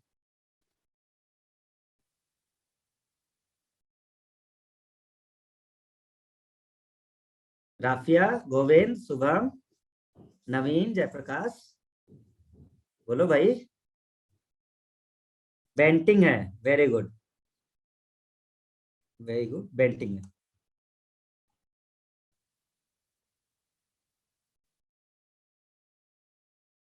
William Bentinck.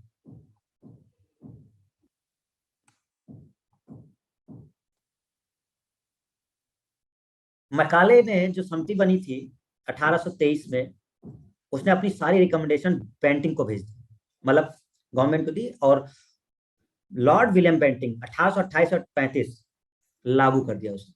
1835 7 मार्च 1835 लॉ पास हो गया। भारत में उच्च शिक्षा का माध्यम अंग्रेजी होगा। जो इससे नहीं लेता उसकी शिक्षा नहीं मानी जाएगी, हम उसको नौकरी नहीं देंगे, गवर्नमेंट में उसका कोई स्थान नहीं होगा। आपको अगर गवर्नमेंट में नौकरी करनी है, आपको अंग्रेजी का उच्च शिक्षा का माध्यम होगा, वही है। आपकी सारी शिक्षाएं, डिग्री बेकार मानी जाएंगी। ओरिएंटल शिक्षा प्रणाली खत्म कर दी गई।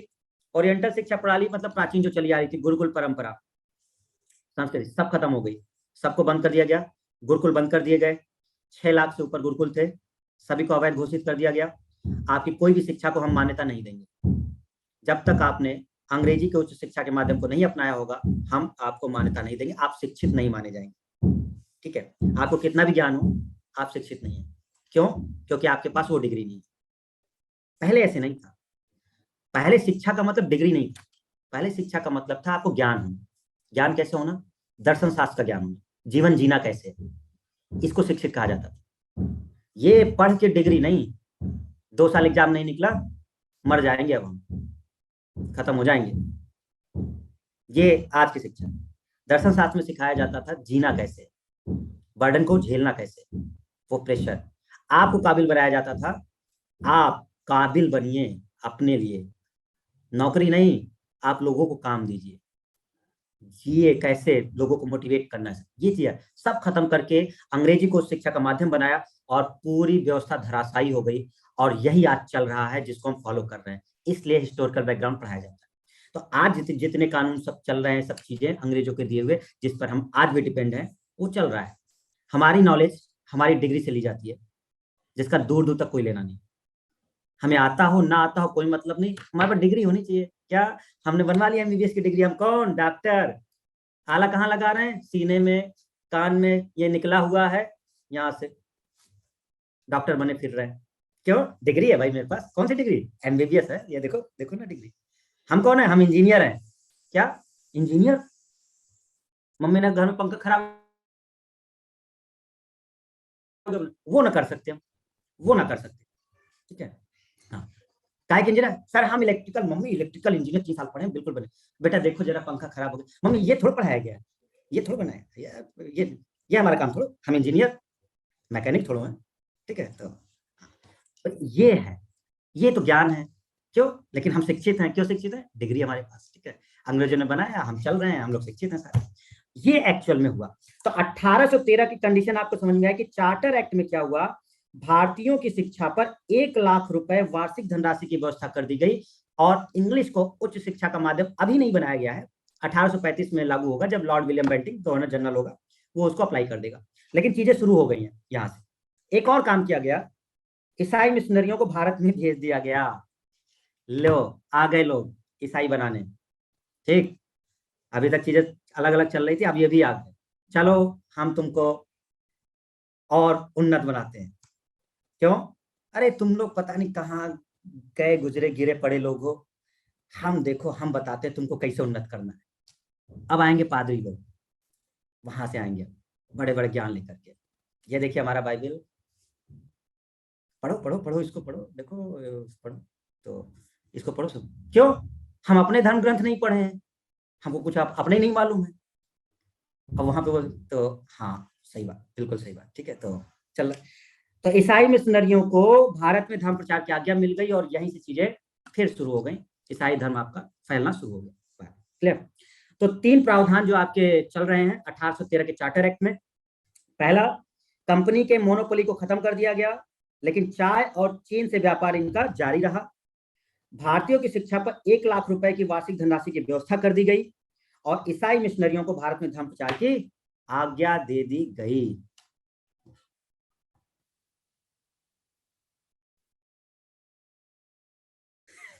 ये ऐसे खत्म खत्म है कह रहे हैं जब अनुराग सर मशीन पढ़ाएंगे तो पंखा कहाँ बन पाएगा।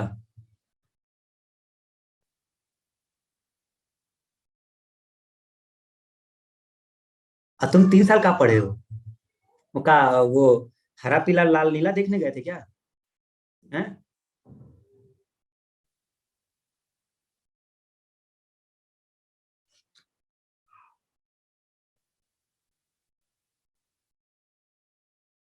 तो चलिए कोई बात नहीं, तो यहाँ तक चीजें क्लियर हो गई हैं। आई होप कि चीजें क्लियर हैं। चलिए जरा सामने आइए आप लोग, कुछ चीजें पूछ लें। सामने रहते हो तो बड़ा अच्छा लगता है हमें, है ना। हैं सब लोग हैं, देखो आ गए रंग बिरंगे लोग, है ना। रंग बिरंगे लोग सामने आ गए एकदम। Very good. ओके, कुछ क्वेश्चन पूछेंगे, आप लोग आंसर देंगे। ओके, जल्दी जल्दी। बोर्ड ऑफ कंट्रोल का गठन किस एक्ट में किया गया?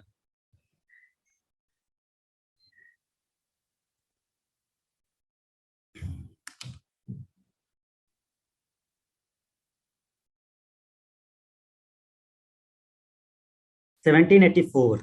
Very good, very good. 1784। ठीक है। ओके, भारतीयों की शिक्षा पर 1 लाख रुपए खर्च करने का प्रावधान किसमें था? भारतीयों की शिक्षा पर 1 लाख रुपए खर्च करने का प्रावधान किसपे था? 1813 में।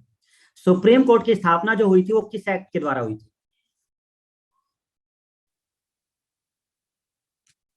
सुप्रीम कोर्ट की स्थापना किस एक्ट के द्वारा हुई थी? ठीक, उसके चीफ जस्टिस कौन थे? चीफ जस्टिस कौन थे? उसके चीफ जस्टिस कौन थे?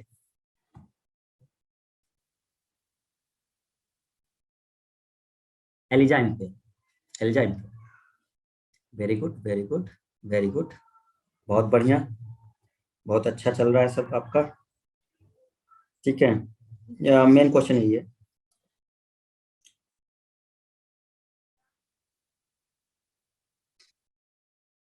किस एक्ट में ये कहा गया कि जो व्यापारिक मामले हैं कंपनी के वो हम वापस ले रहे हैं, मतलब मोनोपोली खत्म कर रहे हैं, लेकिन चाय और चीन से व्यापार हम जारी रखेंगे?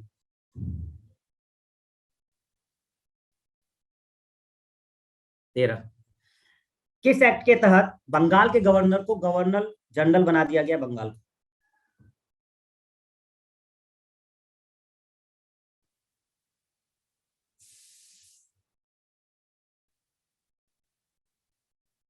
क्लियर? सबको क्लियर हुआ सारी चीजें? ठीक है। ओके, तो 1813 का भी आपको समझ में आ गया, है ना। अब आते हैं हम लोग वापस अपने पॉइंट पर। हम देखते हैं जरा। ठीक है students,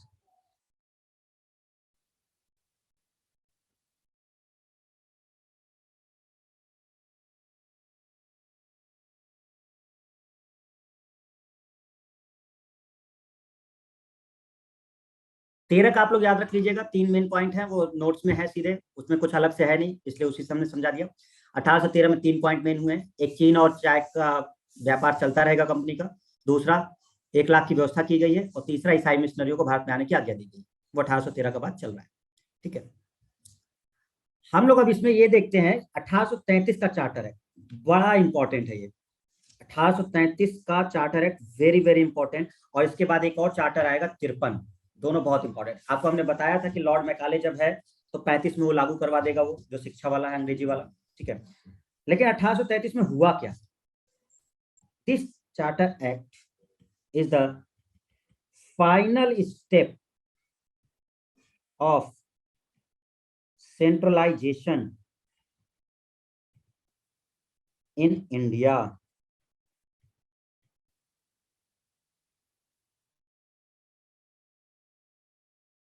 governor general of Bengal becomes Governor General of India,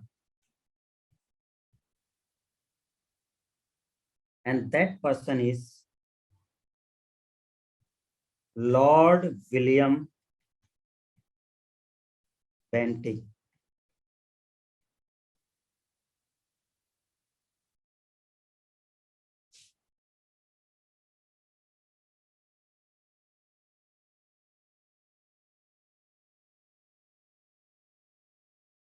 purely administrative.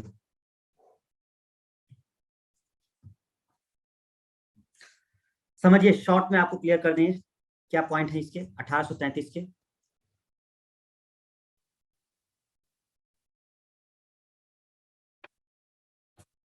चलिए, आप अगर थोड़ा सा स्टार्ट से समझ रहे होंगे स्टूडेंट्स, तो एक पॉइंट बोला था हमने कि एक जो सेंट्रलाइजेशन की प्रोसेस है वो किसी एक्ट में शुरू कर दी गई थी। बताओ वो कौन सा एक्ट था जिसमें जो केंद्रीकरण की बात स्टार्ट कर दी गई थी? That was first step in centralisation. 1773 1773 के एक्ट में सेंट्रलाइजेशन की बात शुरू हो गई थी, जब बंगाल के गवर्नर को पावर दे दी गई थी मद्रास और बॉम्बे के वाले के रिस्पेक्ट में, और उसको गवर्नर जनरल बना दिया गया था। ये है फाइनल स्टेप ऑफ सेंट्रलाइजेशन। अब पूरी तरीके से केंद्रीय पावर किसी एक पर्सन के हाथ में जाने वाली है। वहां पर वो शुरू किया गया था, धीरे धीरे पावर ट्रांसफर हो रही थी, और अब आकर के 1833 में सारी की सारी पावर ट्रांसफर हो जाएगी। और किसके पास चली जाएगी? वो एक व्यक्ति कहलाएगा, और अब उसको गवर्नर जनरल ऑफ बंगाल नहीं बोला जाएगा। क्या बोला जाएगा? इंडिया। तुम पूरे भारत के अब शासक हो। क्यों? अब हम सारी पावर तुम्हें दे रहे हैं। अभी तक तुम बंगाल में बैठे हुए थे तो हम इस तरह से कर रहे थे, कुछ पावर चल रही थी, लेकिन अब 1833 में एक एक्ट जब पास किया गया, उन्होंने कहा अब हम एक ऐसे पर्सन को नियुक्त कर रहे हैं जो पूरे भारत का कहलाएगा। तो उस पद को चेंज किया गया और गवर्नर जनरल ऑफ इंडिया का नाम दिया गया, विलियम बेंटिंग। और जितनी पावर थी बाकी लोगों की, वो सारी पावर ट्रांसफर हो गई गवर्नर जनरल को। ये हो गया सर्वे सर्वा। This is called final step of centralisation. अंतिम जो थोड़े बहुत पॉइंट बचे भी थे उन गवर्नर के पास मद्रास और बॉम्बे के, वो सारी पावर ट्रांसफर हो चुकी है गवर्नर जनरल ऑफ इंडिया को। मतलब ये एक प्रकार से सुल्तान हो गए। जैसे मुगल सल्तनत में जो सुल्तान है वो दिल्ली पे बैठ रहा है और पूरे भारत का शासक कहला रहा है, उस तरह से अब जो इंग्लैंड का जो कोई भी आएगा कंपनी का और जो गवर्नर बनेगा, रहेगा वो बंगाल में ही। वो बंगाल से ही चल रहा है, कोलकाता से ही, दिल्ली से नहीं चल रहा है ये लोग कोलकाता के वहीं पर है मेन, तो क्षेत्र उनका वही है, लेकिन अब वो कहलाएगा भारत का गवर्नर जनरल। ठीक है, तो 1833 का आपने समझ लिया। अब समझिए, ईस्ट इंडिया कंपनी के सारे व्यापारिक अधिकार खत्म कर दिए गए कंप्लीटली।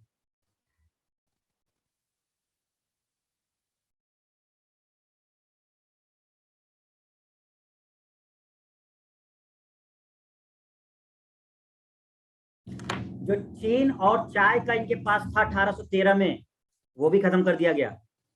व्यापारिक अधिकार अब आपके नहीं, आपके कॉमर्शियल पावर हम ले रहे हैं। तो अगर ये क्वेश्चन पूछे कंप्लीटली जो इनके व्यापारिक अधिकार हैं वो किस एक्ट में खत्म किए गए? 1833। 1813 में कंप्लीटली नहीं खत्म किया गया। 1813 में दो पावर अभी इनके पास है, कहाँ का? एक चाय का और एक चीन से। 33 में वो भी वापस हो जाएगा। तो 33 में इनके सारे व्यापारिक अधिकार खत्म कर दिए गए और इनको कैसा बना दिया गया?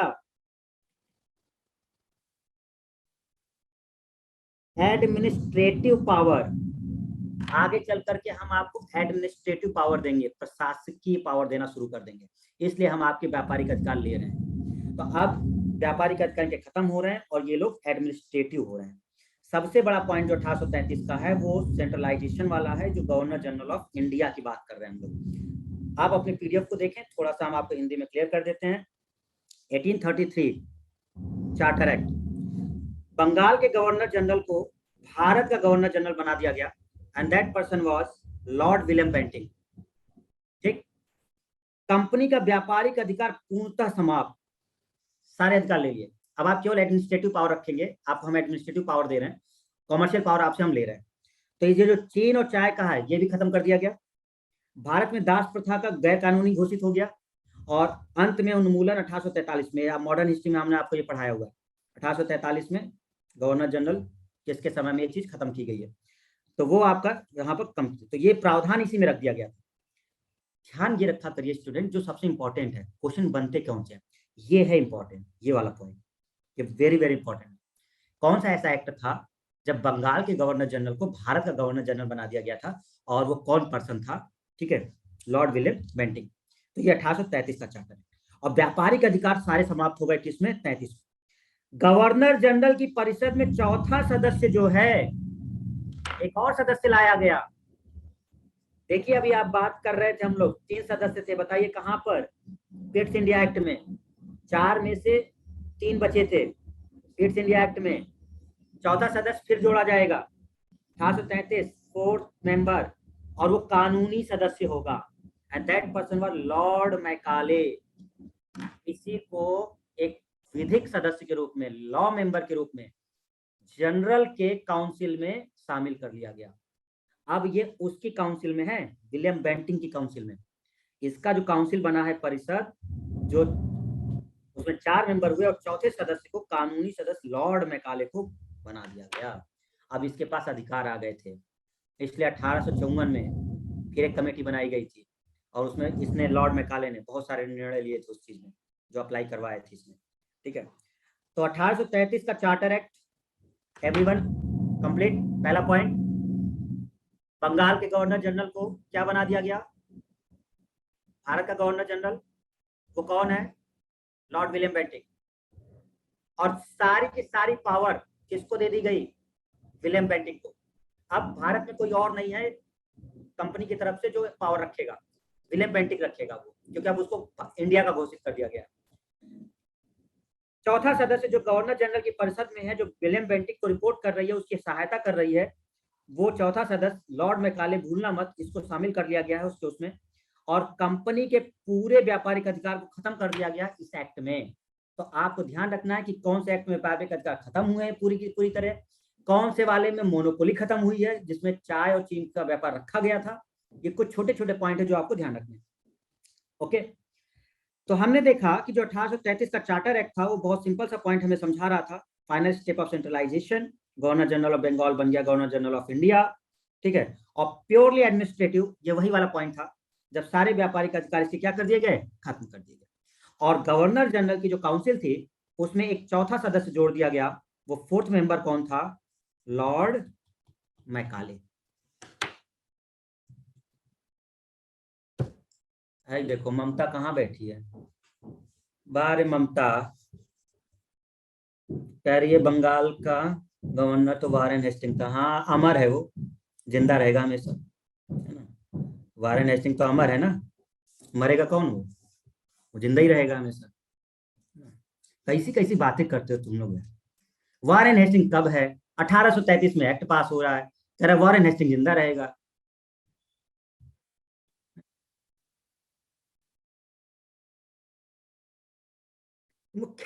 मतलब क्या सोच के देखते हो, ये सब पॉइंट सबको समझ में नहीं आता। तो वारेन हेस्टिंग नहीं है, ठीक है। अरे तुमको हम मॉडर्न हिस्ट्री नहीं पढ़ाए हैं, तुम लोग रिवाइज नहीं करते।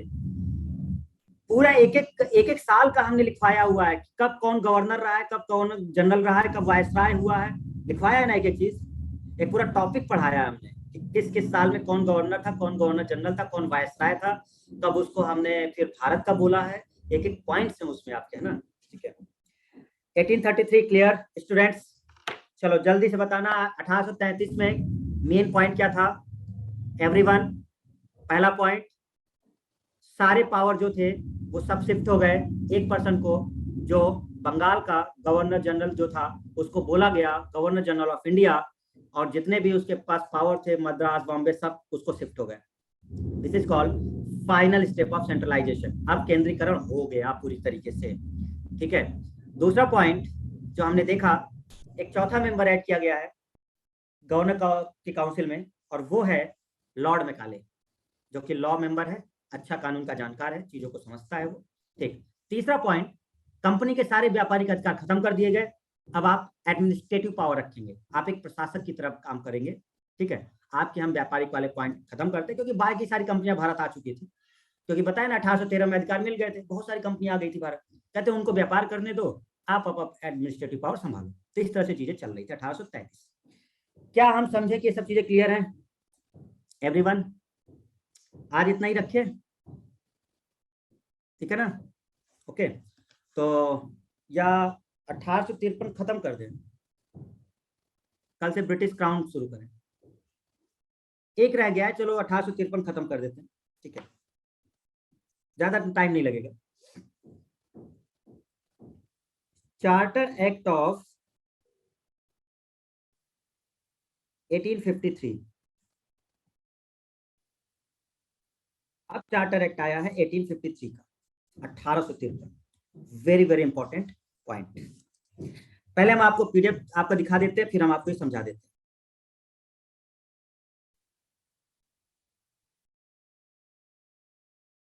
देखिए इधर चार्टर एक्ट 1853, गवर्नर जनरल की परिषद के लेजिस्लेटिव और एग्जीक्यूटिव फंक्शन को अलग कर दिया गया। जो गवर्नर जनरल ऑफ इंडिया है उसका जो परिषद है 4 सदस्यों का, अभी 1833 में 4 सदस्य हो गए ना उसकी परिषद में, यस या नो? एक चौथा मेंबर जो ऐड किया गया, कौन? लॉर्ड मैकाले, ठीक है। अब पावर सब एक साथ चल रही थी उनके पास, बट 1853 में फिर इन्होंने एक काम किया। इन्होंने कहा ऐसा है, आपकी जो परिषद है ना, हम इसके काम को बांट रहे हैं। पहले ये चीज की थी उन्होंने बोर्ड ऑफ डायरेक्टर्स और बोर्ड ऑफ कंट्रोल के लिए। अब ये कंपनी के अंदर ही जो गवर्नर जनरल का परिषद है उसमें अब ये डिवाइड कर रहे हैं। लेजिस्लेटिव पावर, कानून बनाने की पावर, वो अलग कर रहे हैं, और प्रशासनिक कार्य लागू करवाना और ये सब करवाने का काम वो अलग कर रहे हैं। तो गवर्नर जनरल की जो परिषद है उसी के कामों के बदल रहे हैं 1853 में। और एक है लेजिस्लेटिव पावर जो कानून बनाने का पावर रखता है, कार्यपालिका जो उसको लागू करवाने की पावर रखती है। कानून बनाने से नहीं होता है, कानून को लागू करवाने वाला भी होना चाहिए जो उसको अप्लाई करवा पाए। हम कोई कानून बना रहे हैं सेंटर पे, तो आपके गांव तक जाकर के वो लागू भी होना चाहिए, ठीक है। वो है कार्यपालिका जो उसको करवाएगी। तो लेजिस्लेटिव एक हुआ, और ये एक अलग बना दिया गया। और इसमें कितने अपॉइंट किए गए? 6 सदस्य। ये अलग हैं, ये एग्जीक्यूटिव, वो 4 जो है वो अलग है, वो 4 मेंबर अलग हैं। इन्होंने जैसे इनकी पावर को सेपरेट किया, इन्होंने एक और गठन कर दिया और 6 सदस्य अपॉइंट कर दिए, और नई विधान परिषद बन गई एक 6 सदस्यों की, जिसको कहा गया भारतीय विधान परिषद। ये बहुत इंपॉर्टेंट पॉइंट है। इसने एक छोटी संसद का काम किया था, एक संसद की तरह काम करती थी।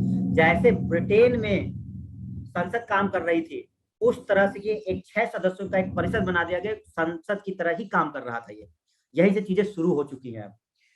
तो ये काम किया गया चार्टर एक्ट 1853 में। गवर्नर जनरल की परिषद के दोनों पावर को अलग किया गया, और एक लेजिस्लेटिव पावर जो कानून बनाने की पावर थी उसके लिए 6 सदस्यों को अपॉइंट कर दिया गया, और उनको नाम दिया गया भारतीय विधान परिषद। बाकी जो 4 मेंबर हैं वो एग्जीक्यूटिव हैं, वो अपना सपोर्ट कर रहे हैं, ठीक है। ये आपको एक ध्यान रखना है पॉइंट, ठीक है। इसी को क्या बोलते हैं? इसको ये नाम बोलते हैं, देखो इंग्लिश में अगर कहोगे ना, इंडियन सेंट्रल लेजिस्लेटिव काउंसिल, ठीक है, ये नाम दिया जाता है। दूसरा, 2 पॉइंट सबसे इंपॉर्टेंट हुए थे स्टूडेंट्स। एक दूसरा पॉइंट हुआ था इसमें, सिविल सर्वेंट्स के चयन एवं भर्ती के लिए ओपन कंपटीशन सिस्टम। आज जो आप यूपीएससी का एग्जाम दे रहे हैं, ये इसी एक्ट की देन है, 1853। जो आप ओपन कंपटीशन कर रहे हैं, जो आपके लिए ये अवेलेबल कराता है कि आप एग्जाम में कोई भी बैठ सकता है, जो भी सक्षम है, आप उस एग्जाम को पास करिए और आप एक आईएएस ऑफिसर बनेंगे। ये इसी एक्ट की देन है, 1853 चार्टर एक्ट। सिविल सर्वेंट्स के चयन एवं भर्ती के लिए ओपन कंपटीशन सिस्टम स्टार्ट हो गया, और ये लागू हुआ 1854 में। भारतीय सिविल सेवा के संबंध में मैकाले समिति की नियुक्ति हो गई, मैकाले जो था, और उसने इन चीजों को अप्लाई करवा दिया। एक्ट में पास कर दिया गया था, फिर जाकर के 1854 में वो समिति बनी और उसने इस चीजों को अप्लाई करवा दिया था, जो आज हमें देखने को मिलता है सिविल सर्वेंट्स के लिए।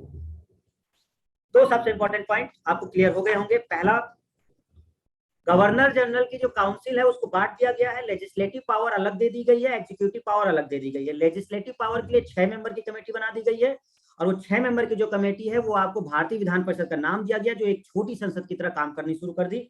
जो एग्जीक्यूटिव है वो 4 मेंबर जो है वो काम कर ही रहे हैं। दूसरा काम किया गया, सिविल सर्वेंट्स के लिए एक ओपन कंपटीशन सिस्टम ला दिया गया, कोई भी एग्जाम में बैठ सकता है और वो आईएएस बन सकता है।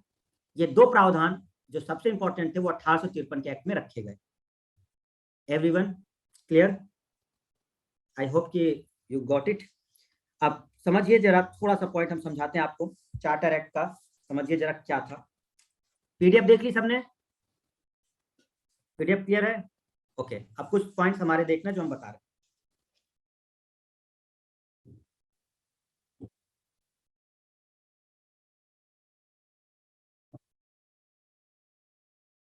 कोविनेंटेड civil services open examination,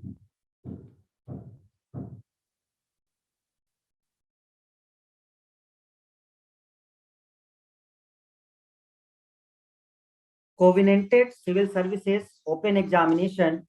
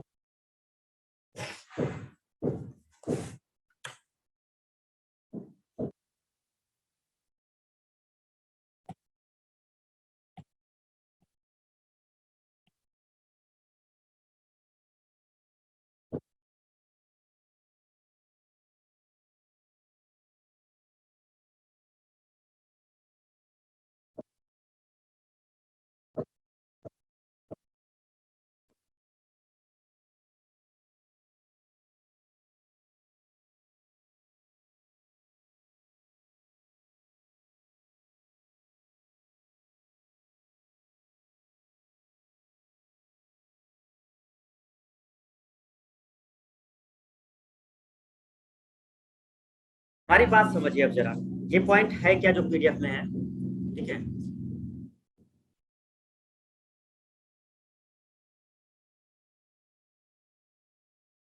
Hindi में आपने जो लिखा है वो क्लियर है, कोई दिक्कत नहीं, इसको हम समझा देते हैं फिर नोट कर लेना। आपको हमने दो पॉइंट्स बताए स्टूडेंट। 1853 में क्या किया गया? पहला, जो सिविल सर्विसेज का एग्जाम था वो ओपन कर दिया गया एवरीवन के लिए। दूसरा, एक भारतीय विधान परिषद बना दी गई जो लेजिस्लेटिव पावर देखेगी 6 सदस्यों की। ये ओपन एग्जाम था ही नहीं।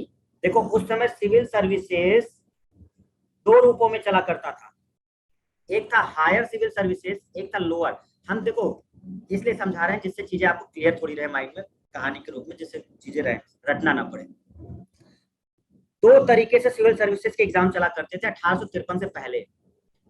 एक होता था हायर सिविल सर्विसेज और एक होता था लोअर। तो एक हायर सिविल सर्विसेज का एग्जाम हुआ करता था, एक लोअर हुआ करता था। तो जो हायर सिविल सर्विसेज का एग्जाम होता था, हायर वाला, वो हायर वाला कहलाता था कोवेनेंटेड सिविल सर्विसेज। जिसके उच्च अधिकारी जिस एग्जाम से बनते थे वो कोवेनेंटेड सिविल सर्विसेज कहलाता था, ठीक है, जो हायर वाला था। इसके लिए कोई एग्जाम नहीं देना होता था 53 से पहले, कोई ओपन एग्जाम नहीं था, कोई भी ओपन नहीं। और भारतीयों के लिए तो बिल्कुल नहीं था, कोई भी भारतीय इसमें नहीं बैठ सकता था, ये सिविल सर्विसेज के उसमें इंडियंस के लिए था ही नहीं। क्यों नहीं था समझिए। एक कॉलेज था ब्रिटेन में, उस ब्रिटेन में कॉलेज था हेलेबरी नाम का, हेलेबरी, हेलेबरी नाम का एक विद्यालय था। आपको केवल क्या करना था, उस हेलेबरी में एडमिशन लेना था। जैसे ही आप ग्रेजुएट होंगे वहां से आप आईएएस बन गए, खत्म। जैसे तुम इंजीनियर बन रहे हो वैसे आईएएस बनते थे। तो बस तुमको हेलेबरी कॉलेज में एडमिशन लेना था जो ब्रिटेन में था, और वहां ब्रिटेन में एडमिशन लेना था। ये ग्रेजुएट होकर निकले कौन? आईएएस अधिकारी। तो ये हेलेबरी कॉलेज आईएएस अधिकारी बनाया करता था, और वो हायर अधिकारी हुआ करते थे, उसको कहा जाता था कोवेनेंटेड सिविल सर्विसेज। बट सबसे बड़ी दिक्कत की बात, भारतीयों के लिए था ही नहीं। कोई भारतीय उसमें एडमिशन नहीं ले सकता था। यानी सारे जो अधिकारी बनने वाले हैं वो सब अंग्रेज बनने वाले हैं। ये है दिक्कत चल रही थी इससे पहले। क्यों ऐसा हुआ? आपको इस कॉलेज में एडमिशन लेने के लिए कोर्ट ऑफ डायरेक्टर्स की परमिशन लेनी पड़ती थी। और कोर्ट ऑफ डायरेक्टर्स कौन था? ईस्ट इंडिया कंपनी के अधिकारी। भाई ईस्ट इंडिया कंपनी के ही अधिकारी तो कोर्ट ऑफ डायरेक्टर्स में हैं। कोर्ट ऑफ डायरेक्टर्स 1773 में जो बनाया गया उसमें है कौन? ईस्ट इंडिया कंपनी के अधिकारी। ठीक। वो तुम्हें क्यों परमिशन देंगे भाई? हम तुमको आईएएस बना दें और अगली बार तुम इंडिया में जाकर के हमारी कंपनी के ऊपर ही सब गड़बड़ कर दो। ठीक है। ये परमिशन ही नहीं देते थे, और जब तक परमिशन नहीं मिलेगी आपको एडमिशन नहीं मिलेगा। क्यों? ओपन एग्जाम था ही नहीं, आपको केवल कॉलेज में एडमिशन लेना होता था। और सीधे ये एक एक्ट लाया गया 1853, सीधा भैया ना ओपन एग्जाम, कोई भी एग्जाम दे सकता है और कोई भी जो सिलेक्ट हो जाएगा वो आईएएस बनेगा। बस ये एक टर्निंग पॉइंट आया जिसमें भारतीय भी बैठ सकते थे, और उसी को कहा गया open examination for civil services. और ये कहां पर लाया गया? Charter act. और आज भी हम वो ओपन एग्जाम दे सकते हैं। नहीं तो हम लोग भी क्या कर रहे होते, एक तो कॉलेज होता, बढ़िया एडमिशन लेते, आईएएस बन के बाहर निकलते। ठीक है, बढ़िया, जैसे आज इंजीनियर बन के निकल रहे हैं, डॉक्टर बन के निकल रहे हैं, वैसे हम आईएएस बन के निकलते। कितना मजा आता है ना। बट ये आईएएस वही बनता जिसको परमिशन मिलती। परमिशन किसको मिलती? जो पावरफुल होते। अब ऐसी बात है, जो पावरफुल होते उनको परमिशन मिल जाती, जो नहीं थे वो वैसे घूम रहे होते। तो अब आपको समझ में आ रहा होगा कि हिस्टोरिकल बैकग्राउंड क्यों पढ़ रहे हैं हम। चीजें क्लियर हो रही हैं समझने के लिए। इसलिए कॉन्स्टिट्यूशन डायरेक्ट नहीं शुरू हुआ है, चीजें समझनी होती कि क्या चल रहा है। तो चार्टर एक्ट ऑफ 1853 ने एक सबसे बढ़िया काम ये कर दिया, ओपन एग्जामिनेशन। और दूसरा काम जो इसने किया था वो जो भारतीय विधान परिषद बनाई गई थी, लेजिस्लेटिव। क्लियर हो गया एवरीवन? और ये जो एक्ट है ये लास्ट चार्टर एक्ट है। This is the last charter act. अब इसके बाद कोई चार्टर नहीं आएगा। क्यों? क्योंकि शासन किसके पास चला जाएगा? ब्रिटिश क्राउन के पास चला जाएगा। अब शासन वो जो है किसके पास चला जाएगा? ब्रिटिश क्राउन के पास चला जाएगा। कहां पर है सर कॉलेज? कॉलेज भारत में नहीं था, ये हेलेबरी वो उधर था, इंग्लैंड में था। ठीक है, हेलेबरी कॉलेज वहीं था, तो भारत का कॉलेज नहीं था ये। पहले तो असल में वहीं पर लेना होता था एडमिशन, फिर बाद में इन लोगों ने भारत में भी कर दिया था एक व्यवस्था कि जिससे वो यहाँ पर मतलब लेकर के कर सकें। लेकिन शुरुआत में जब था तो ये पहले इंग्लैंड में ही था, स्टार्टिंग में।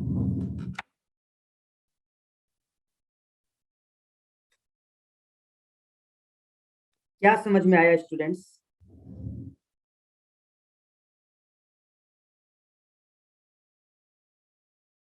क्या कंपनी का शासन समझ में आया? कंपनी का शासन अब यहीं तक है बस। क्यों? क्योंकि अब 1858 का जब आएगा तो अब हमारा ब्रिटिश क्राउन का शासन आएगा। अब वो महारानी विक्टोरिया साम्राज्ञी हो जाएंगी, और ये जो मतलब वहां का जो भी बैठेगा वो यहाँ का सम्राट या साम्राज्ञी कहा जाएगा, और सारी पावर अब उनके पास हो जाएगी। कंपनी अब नाम मात्र के लिए है। ठीक है, तो ये चीज है। तो कंपनी का शासन हमारा आज कंप्लीट होता है एवरीवन। ठीक है, क्या हमारी बातें क्लियर हुई सबको? 1773 regulating act, 1793 charter act, 1813 charter act, 1833 और 1853।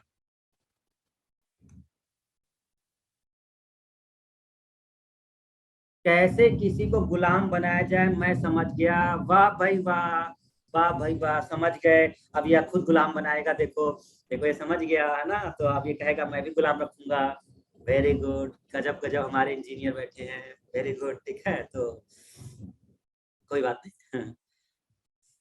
अप्लाई न करने लगना। भारत अब स्वतंत्र है, तुम निपटा दिए जाओगे ना जिसको जाओगे तो। 1853, 1833, 1813। ठीक है। 1833 में क्या हुआ स्टूडेंट्स? लास्ट के जो दो एक्ट पढ़े हैं उसको फिर से रिवाइज कर लो। 1833 में क्या हुआ?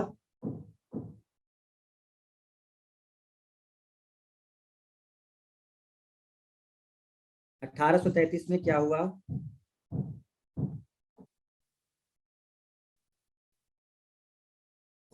फाइनल स्टेप ऑफ सेंट्रलाइजेशन, ठीक, 1833 फाइनल स्टेप ऑफ सेंट्रलाइजेशन, सीधा सा पॉइंट हुआ। जो बंगाल का गवर्नर जनरल, उसको गवर्नर जनरल ऑफ इंडिया बना दिया गया, and that person was Lord William Bentinck. सारी पावर इसके हाथ में दे दी गई, सिंपल सा पॉइंट। कंपनी के पूरे व्यापारिक अधिकार को समाप्त कर दिया गया, ठीक है, मोनोपोली जो एकदम खत्म हो गई, अब ये एडमिनिस्ट्रेटिव पावर रखेगी, ठीक। गवर्नर जनरल की जो परिषद थी उसमें चौथा सदस्य ऐड हो गया, और वो एक कानूनी सदस्य था जिसको बोला गया लॉर्ड मैकाले। ये कुछ पॉइंट्स थे 1833। 1853 दो पॉइंट्स हमने आपको बताए थे, एक सिविल सर्वेंट वाला, वेरी वेरी इंपॉर्टेंट, जो कॉन्वेंट सिविल सर्विसेज थी हायर, वो एक कॉलेज में एडमिशन लेना होता था, आप आईएएस बन के निकलेंगे, बट इन्होंने क्या किया इस एक्ट में, ओपन एग्जाम कर दिया, ओपन कॉम्पिटिशन, सब लोग जो एग्जाम पास करेगा वो बनेगा सीधा। तो 1853 में यह है। दूसरा, गवर्नर जनरल की जो परिषद थी उसके दोनों कार्यों को अलग कर दिया गया, विधायिका अलग हो गई, कार्यपालिका अलग हो गई। विधायिका के लिए इन्होंने 6 सदस्य अपॉइंट कर दिए और उसको एक नाम दे दिया, भारतीय Vidhan Parishad, and that is also called Indian legislative council. और इसमें जो 6 सदस्य थे उसमें से 4 सदस्य भारत से ही रहेंगे, सबसे बड़ी बात यही थी। तो जो 4 मेंबर हैं वो 4 मेंबर बंगाल, मद्रास, बंबई, आगरा, यहीं से वो शामिल होंगे। बाकी जो 2 रहेंगे वो अपना अंग्रेज समझते रहेंगे। ये सबसे बड़ा पॉइंट हुआ था। कंपनी के रूल को एक्सटेंड कर दिया गया विदाउट टाइमलाइन। चार्टर इसलिए बंद कर दिया गया, क्यों? अब कंपनी को सीधा कह दिया गया, भैया हम 20 साल के लिए आपको नहीं दे रहे, गवर्नमेंट जब चाहेगी कंपनी के अधिकार को खत्म कर देगी, इसलिए कोई चार्टर नहीं आया, क्योंकि चार्टर आने का मतलब था कि 20 साल के लिए फिर बढ़ा देना। 1853 में इन्होंने एक प्रावधान ऐड कर दिया, देखो लास्ट वाला पॉइंट, संसद द्वारा कंपनी का शासन कभी भी समाप्त किया जा सकता था। इसीलिए अगला चार्टर नहीं आया, क्योंकि अगला चार्टर आने का मतलब था कि 20 साल के लिए इनके व्यापार के अधिकार को और बढ़ा दिया जाता, क्योंकि जो रूल चल रहा था, इसलिए वो चार्टर नहीं लाए। उन्होंने पहले ही नियम लगा दिया, आप करिए अब, लेकिन जब चाहेगी संसद ब्रिटिश की तब आपके शासन को खत्म कर देगी। और वही हुआ 1858 में। 1858 में 57 में जैसे क्रांति हुई, समझ गए कि अब गड़बड़ है, अब हमको लेना पड़ेगा, तो कंपनी के शासन को खत्म कर दिया गया और अधिकार अपने क्षेत्र में ले लिया गया। आई होप कि आप लोग को चीजें समझ में आ रही हैं। एवरीवन, ज्योति, पूजा, अनुज, रविंद्र, संध्या, ममता, नवीन, संदीप, गोविंद, राफिया, ब्रजेश, अमित, वेरी गुड। आज खत्म करते हैं, अब कंप्लीट है। ब्रिटिश क्राउन कल शुरू करेंगे, तब तक आप रिवाइज कर लीजिएगा। आपको हमने पीडीएफ भी समझा दी है, अब ज्यादा दिक्कत आपको नहीं आएगी, ठीक है ना? ओके, नोट्स बनाते रहो, देखो है ना, साथ में नोट्स बनाते रहो। ये वाले पॉइंट्स लिखते हो क्या आप लोग? ये नोट करते हो जो हम इस पे लिखते हैं पैड पर? नहीं लिखते? अच्छा, जो लोग लिखते होंगे ठीक है, जो नहीं लिखते होंगे कोई दिक्कत नहीं है, पीडीएफ में आपके है ही, कोई पॉइंट छूटा नहीं है, ठीक है ना, कोई पॉइंट छूटा नहीं है, सब चीजें हैं। ये बस समझाने के तरीके हैं जिससे आपको वो चीजें क्लियर रहे, है ना।